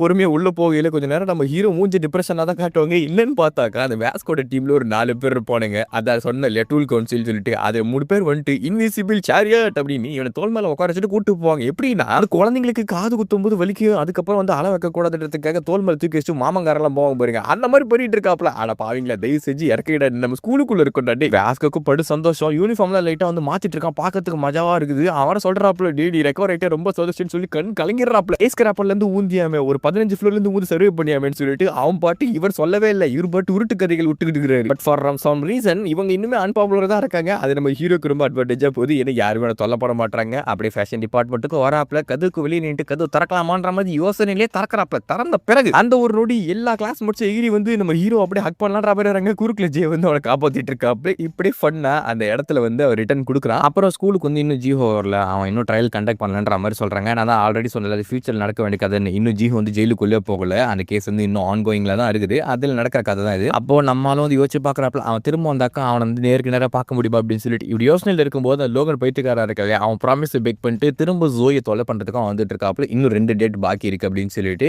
எல்லாருமே ஆச்சரியம் பார்க்குறாங்க. திரும்ப ஆரம்பிச்சிட்டானடா இவனுங்க அப்படின்னு. என்னன்னா நான் ரைட் ஹேண்ட் யூஸ் பண்ணிட்டு தான் ப்ராமிஸ் பண்ணேன், ஆனால் அது யாருமே பார்க்கல இல்லையா. ஸோ யாருமே அதை பற்றி எதுவும் கண்டுக்க போகிறது கிடையாது. என் ப்ராமிஸ் என் மனசுக்குள்ளே தான் இருக்கும். இந்த பொண்ணு டேட் பண்ணி விட பிக்கப் பண்ணி கரெக்ட் பண்ண போறேன்ற மாதிரி திங்க் பண்ணிக்கிட்டே இருக்கையில பின்னாடி நம்ம டேனி வந்துருவாப்ல. போய்க்கு எதை பற்றியும் கவலை கிடையாது. இன்னும் ஒரு 5 டேட் பண்ணா போதும், நம்ம பிக்கி வந்து காப்பாற்றிடலாம் அப்படின்ற மாதிரி தான் எண்ணம். ஆனால் அவளுக்கு தெரியுது ஆல்ரெடி பிக்கி அவளுக்காக சண்டை போட்டான்னு. ஆக்சுவலி ஃபர்ஸ்ட் நம்ம ஹீரோ வர மாட்டான். அதுக்கு முன்னாடி ஜாக்கு அதுக்கப்புறம் வாஸ்கோ 2 பேர் வந்துட்டு டே ஜோயை தொல்லை பண்ணது இல்லை மூஞ்சில வச்சு போட்டுருன்ற மாதிரி சொல்ல எனது வச்சு போட்டுருவியா அந்த மாதிரிலாம் ஒன்றும் கைஸ் இல்லை ப்ராப்ளமே கிடையாது, நான் வந்து நார்மலாக தான் இருக்கேன்ற மாதிரி ஜோய் சொல்லுவா. இல்லை உன் மூஞ்ச பார்த்தாலே தெரியுது நீ வந்து ட்ரபிள் இருக்குன்னு சொல்லிட்டு இவனுக்கு 2 பேர் வந்து ரெகக்னைஸ் பண்ணிடுறானுங்க. இதில் டென்ஷனாக லோகோ என்ன பண்ணுறான்னா அச்சுக்கலாம் வாங்கடான்ற மாதிரி சட்டை கழட்டுறாப்ல. வாங்க 2 பேரும் வாங்கடா, அவங்க 2 பேரும் அடிச்சு அப்படி கலப்பி விட்டுறா. ஆல்ரெடி எங்கிட்ட தோத்தவன தாண்டா நீங்க அப்படின்ற மாதிரி செம்ம டென்ஷன் ஏறானா. நீ கவலைப்படாத ஜோய், இவன் நாங்க பார்த்துருன்னு சொல்லிட்டு இவனுக்கு 2 பேர் சண்டை போறதுக்கு தயாராகிறானுங்க. அப்ப குறுக்கால இந்த இடத்துல லோகனுக்கு சிறப்பு அடிக்கிறவன் நம்ம ஹீரோ ஒரு வார்த்தையை சொல்லுவான். இதெல்லாம் பார்த்தா அசிங்கமா இல்லையா, சோத்துல உப்பு போட்டு தின்று அப்படின்னு சொல்லிட்டு. என்னன்னா அவன் பெட்டு கட்டினா இல்லையா, அந்த பெட்ல தோத்துட்டான். ரைட் ஹேண்டை யூஸ் பண்ணிட்டு அதனால உன்னோட ப்ராமிஸை நீ கீப் பண்ணல அப்படின்னா நீ எல்லாம் ஒரு ஆம்பளையாடா அப்படின்ற மாதிரி தான் வந்து அந்த இடத்துல சொல்லிட்டு போயிடுறான். இது லோகனுக்கு செருப்பால் அடிச்ச மாதிரி இருக்கு. ஏன்னா யாருமே அந்த ப்ராமிஸை பத்தி கேட்கலன்னு சொல்லிட்டு தான் அவன் ஜோயை தொல்லை பண்றதுக்கு வந்திருப்பான். ஸோ இந்த இடத்துல அவனால அவன் ப்ராமிஸை கீப் பண்ண முடியல அப்படின்னா அது ஜோய்க்கு முன்னாடி அவனை அசிங்கப்படுத்துற மாதிரி தான் நான் இல்லை அப்படின்னு சொல்லி ப்ரூவ் பண்ண மாதிரி. இவனுக்கு எப்படி தெரிஞ்சது தெரியல, அதான் டேனிக்கு இந்த ப்ராமிஸை பத்தி எப்படி தெரிஞ்சது தெரியல. இருந்தாலும் நாம இந்த கொடுத்த வாக்கை வந்து காப்பாற்றணும் அப்படின்னு சைலண்டா அங்க இருந்து நவுந்து போயிடுறாப்ல. சைலண்டானா போல போகும்போது வயலண்டான ஒரு வேலையை பார்த்துட்டு போறாப்ல. என்ன பண்றான்னா அங்க இருக்கிற ஒரு சேர் எடுத்து கண்ணடை வச்சிடறா கேடப்பைய. அதுல போகும்போது ஒரு நல்ல மாதிரி டைலாக் விடுவான் பாரு, டே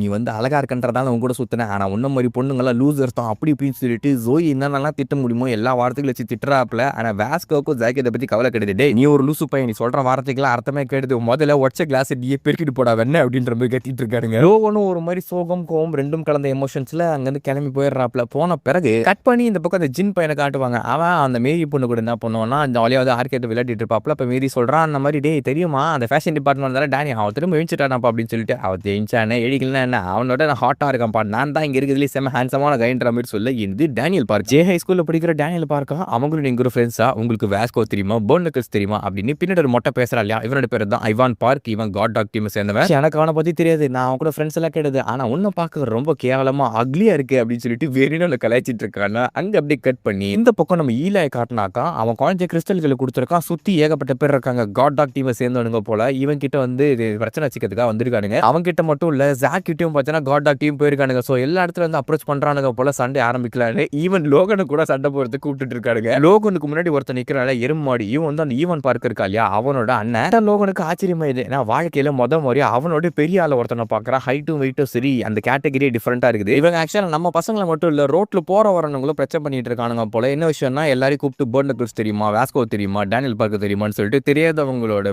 சட்டம் எல்லாம் வந்து ஸ்ப்ரே அடிச்சு விட்டுறாங்க. என்ன புள்ளி பண்ற மாதிரி திரும்ப சண்டை போட முடியாத பீப்புள் வீக் பீப்புள் எல்லாத்தையும் புள்ளி பண்ணிட்டு போற வரவங்க எல்லாம் பிரச்சனை பண்ணிக்கிட்டே இருக்கே இல்ல. அதுல ஒருத்தனை வந்து பாத்துறாங்க பர்ன் நக்கிள்ஸோட டீம். இந்த ஆளோட பேரு டேமோன். இவர் கியூட் டக்குன்னு சொல்லிட்டு ஒரு பட்ட பேர் இருக்கு. தலைமை எப்பயுமே பாத்தீங்கன்னா தலைமையில டக்கு தான் வச்சிருப்பாப்ல. அதனால இவர் டக்குன்னு கூப்பிட்டுக்கலாம் டொனால்ட் டக்கு. என்ன தைரியம் தான் எங்களோட சிட்டிக்குள்ளே வந்து அநியாயம் பண்ணுவீங்க, அநியாயம் தட்டி கேட்கறவங்க தான்டா இந்த கேப்டன், அதே ஒழுங்காங்கிறது போல உங்களோட தூக்கி அடிச்சிடும் பாத்துக்கு அப்படின்னு சொல்லி பஞ்சலைக்கு பேசிட்டு அந்த கப்பலையும் காப்பாத்தி விட்டுறாப்ல. அவர் பாக்கிறதுக்கு சைஸ் வாட்ட சாட்டாம இருக்கிறாப்ல. பர்ன் நக்கிள்ஸ் டீம் சேர்ந்து ஒரு கெஸ்ட் வந்திருக்காங்க. வாங்க வாங்க எல்லாரும் சேர்ந்து விளையாடலாம்னு சொல்லிட்டு அந்த பக்கம் சண்டை ஆரம்பிக்கும் போது கட் பண்ணி இங்க ஜின்ன காட்டினாக்கா அவன் அந்த மொட்டையை போட்டு கலாய்ச்சிட்டு இருக்கா. நீ பாக்குற ரொம்ப கேவலமா இருக்கு, அக்லி கைஸை பிடிக்காதுன்ற மாதிரி சொல்ல அவனு என்ன சொல்றானா எனக்கு ஹேண்ட்ஸமான ஆட்களை பிடிக்காது. ஆனா அதை பத்தி நீ கவலைப்படாது, ஏன்னா நீ ஹேண்ட்ஸமாவே இல்லை, நீ ரொம்ப அக்லியா இருக்குன்ற மாதிரி சொல்லிடுவான். சொல்லி கடுப்பானு நான் ஜின்னு என்ன பண்றானா அவனுக்கு ஜூடோ தெரியும் இல்லையா, அதனால அந்த மொட்டையை தூக்கி பரட்டி போலன்றதுக்கு பரட்டி போட்டுருவான். ஆனா அவனுக்கு ஒரு ட்விஸ்ட், அந்த மொட்டைக்கு வந்து ரெஸ்லிங் தெரியும் போல. இவன் தூக்கி போடும் போது மிட்டர்ல டைரக்ஷனை மாத்தி அவன் ஈஸியா அந்த இடத்துல இருந்து தப்பிச்சிடுறாப்ல. அதோட பேர் என்னன்னா எனக்கு தெரியல. ஆனா அடுத்த செகண்ட் அந்த மொட்டை அவனோட காலை பிடிச்சு தூக்குறான். அவன் குவாட்ஸை பார்த்தாலே தெரியும் அவன் எந்த அளவுக்கு ஒர்க் அவுட் பண்றான்னு சொல்லிட்டு ஜின்னு தூக்கி எப்படியும் அடிப்பான் பாருங்க ஒரு அடி. அவ்வளவுதான் முதுகு தண்டெல்லாம் வஞ்சிடும். ஏன்னா மிஷின் மேலே தூக்கி போட்டுருவான்.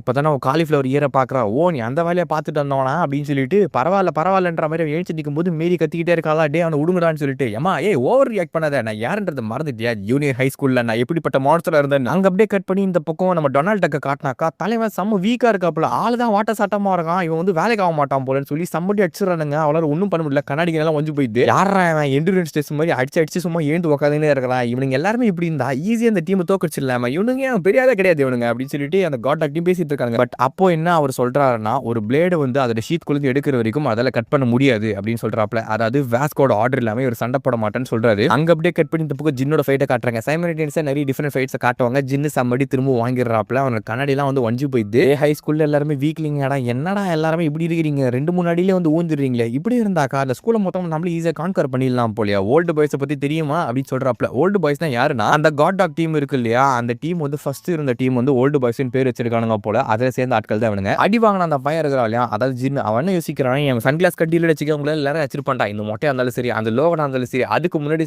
போட்ட எல்லாருமே வாஸ்கோ நம்ம டேனி எல்லாருமே எனக்கு ஒரு பொடி பசங்க தான்டா. என் சன்கிளாஸ் மட்டும் இல்லைன்னு வச்சுக்க, சன்கிளாஸ் மட்டும் இல்லைன்னு வச்சுக்க. அந்த மேரியுமே அதான் நினைக்கிறான், டே பைத்தியக்காரக்கான எதுடா ஜூடோ நீ ஜூடோ விட்டுட்டு அங்கிருந்து மிடில் ஸ்கூல்ல தாண்டி இந்த இடத்துக்கு வந்த சிங்கர் ஆடுன்னு சொல்லிட்டு நீ அதை பண்ணிட்டு இருந்தேன்னு வச்சுக்க, இந்த இடத்துக்கு நாம தான் அந்த இடத்தோட ராஜாவா இருந்திருப்போம். ஆனா அதெல்லாத்தையும் விட்டுட்டு சம்பந்தமே இல்லாம பேஷனை சேஸ் பண்றேன், இந்த இடத்துக்கு ஏன்டா வந்து தேவலமும் சன்கிளாஸை போட்டு அடி வாங்கிட்டு இருக்கேன் அப்படின்னு அவ யோசிக்க. இது பார்த்ததும் அந்த மட்டும் இவனுக்கு கொஞ்சம் கியூரியஸ் ஆகி போயிடுது. அப்படி என்னடா சன்கிளாஸ் வச்சிருக்கு, சன்கிளாஸ்னு சொல்லிட்டு பெருசா என்ன பந்தா கொடுத்துட்டு இருக்க, இந்தியாவில் விசைல் வச்சிருக்கிற மாதிரி. சரி அதை நம்ம பண்ணி பார்த்துன்னு சொல்லி அவனை தூக்கி ஹோல்ட் பண்ணி 2 பேர் பிடிச்சிக்கிறானுங்க. அப்ப அந்த பொம்மையை தூக்குறதுக்கு ஒரு கிரேன் மாதிரி இருக்கும் இல்லையா, அந்த கிரேன்ல காசு போட்டு அதை பயன்படுத்தி அவன் சன்கிளாஸ் எடுக்கலாம் ட்ரை பண்றான். அவனையும் அவ்வளோ அவாய்ட் பண்ண ட்ரை பண்ணிட்டு இருக்காப்ல. டை உடுங்கடா என்ன அப்படின்னு சொல்லிட்டு டிங் டிங் எய்ம் பண்ணுங்க, கேட்ச் பண்ணுங்க, அது சன்கிளாஸை லிஃப்ட் பண்ணுங்க அப்படின்னு சொல்லி கிரேனை வச்சு அவன் சன்கிளாஸை லிஃப்ட் பண்ணிடுறாப்ல. டக்குன்னு பார்த்தா அப்ப லைட் ஆஃப் ஆயிடும். அவன் கண்ணு தெரியக்கூடாதுன்றதுக்காக அந்த மேரி பொண்ணு எட்டி ஒரு கிக் விட்டுருப்பா போல. அதை மட்டும் போடுற, அதை விட்டு தேவையில்லாம ஏன்டா இந்த வேலைகள்லாம் பண்றீங்க அப்படின்னு அவன் கத்திக்கிட்டே இருக்கையில தெலுங்கு டப்பிங் படத்துல வர மாதிரி ஒருத்தன் பறந்து போய் விடுறாப்ல. என்னடான்னு பார்த்தா ஜின்னு பையனை அடிச்சிருப்பான். என்ன ரீசன் தெரியல, பட் இந்த விஷயத்தை நல்லா நோட்டீஸ் பண்ணிக்கோங்க. இவன் சன்கிளாஸ் போடும்போது வேற மாதிரி இருப்பான். சன்கிளாஸை கழட்டிட்டாக்கா அவனோட உண்மையான பவரை காமிப்பாப்ல. இப்போ அவனோட அசல் பவரை காமிக்கிறாங்க. உலகம் இவ்வளவு டார்க்கா இருக்கும்ன்றதை நான் நினைச்சே பார்க்கல. ஆக்சுவலி இதை விட டார்க்கா தான் இருக்கும். ஏன்னா சன்கிளாஸ் போட்டா அப்படித்தானே தெரியும். இந்த 2 வருஷத்துல நான் நிறைய விஷயங்களை பார்த்திருக்கேன். வர பொடி பசங்கள நான் அடிச்சுட்டு போயிட்டானுங்க. ஆனா அவனுங்களுக்கு என்னோட உண்மையான பவர் தெரியாது. நான் ஜூனியர் ஹை ஸ்கூல்ல இருந்த அளவுக்கு இருந்தேன்னு வச்சுக்கோங்க. 6 வாட்டி இந்த சன்கிளாஸை மாத்தி நான் போட்டுட்டு இருந்தேன். இருந்தாலும் இது ஒண்ணுதான் என்ன ரெஸ்ட்ரைன் பண்ணி வச்சுட்டு இருந்தது. இப்போ என்னால அதை வச்சுட்டு பார்க்க கூட முடியல சரியா. ஃபர்ஸ்ட் டைம் 2 வருஷம் கழிச்சு அந்த சன்கிளாஸ் தூக்கி போட்ட பிறகு இப்போ என்னால எல்லாத்தையுமே கிளியரா பார்க்க முடியுதுன்னு அவனோட டோனே டிஃபரெண்டா சேஞ்ச் ஆகுது. லைக் ஒருத்தனை ரெஸ்ட்ரைன் பண்றதுக்கு சீல் போட்டு வச்சா மாதிரியோ அந்த சீலை கழட்டி விட்டா அவன் ரியல் பவர் தெரியற மாதிரியோ அப்படிதான் இருக்குது. ஆக்சுவலாவே காட் டாக்ஸா பர்ன் நக்கிள்ஸா, டே நீங்க யாரா வேணா இருக்கடா, நான் கட்டி மிடில் ஸ்கூல்ல இருந்த மாதிரி இப்ப இருந்தேன்னு வச்சுக்கேன், உங்க யாராலுமே என்ன டச் கூட பண்ண முடியாது, உங்களால எங்க கூட கம்பேர் கூட பண்ண முடியாதுன்னு அவனும் மேரியே சேர்ந்து பேசுறாங்க. இவங்க 2 பேருமே ஜூடோ தான் பண்ணுவாங்க. பட் அவங்க எந்த அளவுக்கு ஸ்ட்ராங்ன்றது இதுக்கப்புறம் தான் நமக்கு சொல்லுவாங்க. சரி காலங்காத்தால என்ன பிரேக்ஃபாஸ்ட் சாப்பிட்டீங்க, அது எல்லாத்தையும் இப்போ துப்பு அக்கறம் பார் அப்படின்னு அவனோட ரியல் பொட்டன்ஷியல் இப்ப காமிக்கப்பா. கொஞ்ச நேரத்துல நானே பயந்துட்டேன், நீ ஹீரோ மாதிரி டைலாக் பேசுற அப்படின்னு பார்த்துட்டு ஃபர்ஸ்ட் நீ தான் வந்து எங்களை அடிச்சா, அதுக்கப்புறம் நான் அக்லின்னு சொன்னேன், இப்போ நடன்னு பார்த்தா லைட் ஆஃப் பண்ணிட்டு இந்த பந்தா காட்டிட்டு இருக்க, இது டப்பிங் பண்ண நினைச்சிட்டு இருக்கேன் அப்படின்னு திரும்பவும் அவனுக்கு அந்த ஷார்ட் போடலான்ற மாதிரி தூக்குறாப்ல. அப்போ லாஸ்ட் டைம் ஜின் இதுல மாட்டிக்கிட்டு டொமால் அடி வாங்கியிருப்பான். ஆனா இந்த வாட்டி அந்த மொட்டை ஈஸியா ஹோல்ட் பண்ணிடலாம். எப்படி அவனால ஹோல்ட் பண்ண முடியுது? ரெஸ்லர்னா டேக்கிள் பண்ணுவாங்க. ஆனா டேக்கிள் பண்றதுக்கு முன்னாடியே புடிச்சுன்னு வச்சுக்க அவங்களால எதுவும் பண்ண முடியாது. உன்னம ரெஸ்லர்ஸ் நிறைய பேர் நான் அடிச்சு போட்டிருக்கேன்ற மாதிரி சொல்லிட்டு அவன் அப்படியே தூக்கி சூப்ளெக்ஸ் மாதிரி ஒன்று போடுவான். ஆனா இந்த வாட்டியும் இது ஒர்க் அவுட் ஆகாது. நான் வந்து மிட்ல ஸ்பின் பண்ணி அதுல இருந்து ஈஸியா தப்பிச்சிடுன்னு சொல்லிட்டு ஸ்பின் பண்ணுவான் பாருங்க. ஆனா அவன் டிஃபரெண்டா என்ன பண்றான், அவன் ஸ்பின் பண்ணும்போது அவன் கழுத்து பிடிச்சி அப்படியே சேர்த்து அடிக்கிறான். ரெஸ்லிங் டெக்னிக்ஸ் பத்திலாம் எனக்கு வந்து தெரியல. நான் விஷுவலா என்ன தெரியுதோ அதை தான் அவங்க எக்ஸ்பிளைன் பண்ணிட்டு இருக்கேன். உங்கள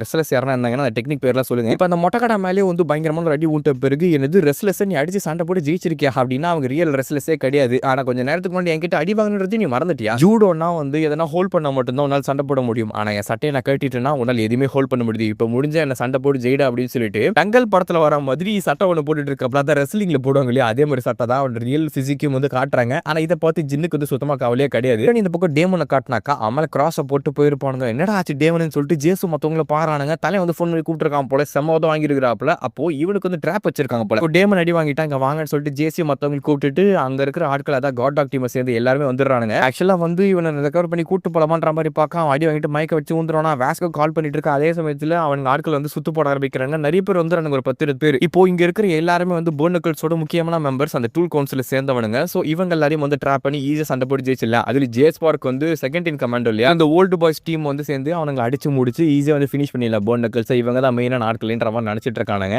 அங்க அப்படியே கட் பண்ணி இந்த பக்கம் நம்ம லோகன்லயே காமிச்சாக்கா கரோக்கிக்கு போயிட்டு பாடிக்கிட்டு இருப்பாப்ல. தலைவனுக்கு பயங்கரமான சோகம் போல, அதனால பாட்டு பாடி தீக்கிறாப்ல. ஜியான் மாதிரி பச்சை மிளகா காரம் 12 மணி நேரம் பிளாட்ஃபாரம் ஓரம் நம்ம குந்திக்கின்னு போறோம் அப்படின்னு தன்னோட கானக்குரலை பயன்படுத்தி பயங்கரமா பாட ஆரம்பிக்கிறாப்ல. ஆக்சுவலி சீக்வன்ஸ் அப்படிதான் காட்டுவாங்க. அப்ப திடீர்னு அங்க வந்து தலகாணில ஒரு அனிமி கேரக்டரோட பொம்மை போட்டு வச்சிருப்பாங்க. அதை போட்டு லோகன் அடிக்கிறப்பல அவனுக்கு ஜோயை பார்த்தா செம்ம கடுப்பு, என்ன ஏண்டி விட்டு போன அப்படி இப்படின்னு சொல்லிட்டு அதுக்கப்புறம் ஒரு டிப்ரெஷனோட அடுத்த கட்டத்துக்கு போயிடுறாப்ல. என்ன பண்றான், அந்த பொம்மையை வச்சுக்கிட்டு பேச ஆரம்பிச்சிடறாப்ல. நீ தான் என் டார்லிங் அப்படின்னு சொல்லிட்டு ஒரு ஃபுல் ஒட்டக்கோவே மாறிட்டான். அப்படியே அந்த பொம்மையை தூக்கிட்டு திரும்ப குறைக்கிக்கு போகும்போது தான் அந்த எருமாடு ஒருத்தா இருந்தா 7 அடியில அவன் வந்து மீட் பண்ணிருப்பாப்ல. எவன் அவன் நானே நிமிந்து பாக்குற அளவுக்கு இருக்கிறான்ற மாதிரி யோசிக்கும் போது அண்ணே அவன் தானே எங்களை அடிச்சுட்டு மோட்டார் சைக்கிள் திருப்பி போனது அப்படின்னு சொல்றாங்க காட் டாக் டீமை சேர்ந்தவனுங்க. எனக்கு என்னடா வேணுன்ற மாதிரி பேசிக்கிட்டே இருக்கே இல்ல உள்ள கரோக்கிகளை நம்ம நண்பர்கள்லாம் உட்காந்துட்டு இருக்காங்க இல்லையா, அங்க லோகன் பறந்து வந்து உருவாப்ல. அடிச்சடிக்கு வாயிலிருந்து பொலபுலன் ரத்தத்தோட அப்படியே மயங்கி ஆரம்பிச்சிருவான். லோகனே பரட்டி போடுற அளவுக்கு வந்த அந்த மான்ஸ்டர் யாரு அப்படின்னா அதான் ஆல்ரெடி சொன்ன இல்லையா, அந்த ஈவன் பார்க்கோட அண்ணன் தான். இவனுங்களுக்கும் இப்போ லோகனுக்கும் ஃபைட் ஸ்டார்ட் ஆக அப்படியே எபிசோடு முடிக்கிறாங்க. அடுத்த எபிசோட்ல வந்து இவங்க எல்லாருக்கும் சண்டை, அதாவது இந்த காட் டாக் டீமுக்கும் வாஸ்கோட டீமு நம்ம டேனி எல்லாரும் வந்து சேர்ந்து ஃபைட் பண்ற மாதிரி இருக்கும். அதோட அதுக்கு ஒரு கன்க்ளூஷனும் கொடுப்பாங்க. ஸோ மறக்காம அந்த எபிசோட் ஸ்கிப் பண்ண பாருங்க. இந்த வீடியோ அப்படின்னு சொல்லிட்டு மறக்காம கமெண்ட் செஞ்சு சொல்லுங்க. அடுத்த வீடியோ சந்திக்கும் முறை டாடா பை பை. வலிமையா இருங்க கைஸ்.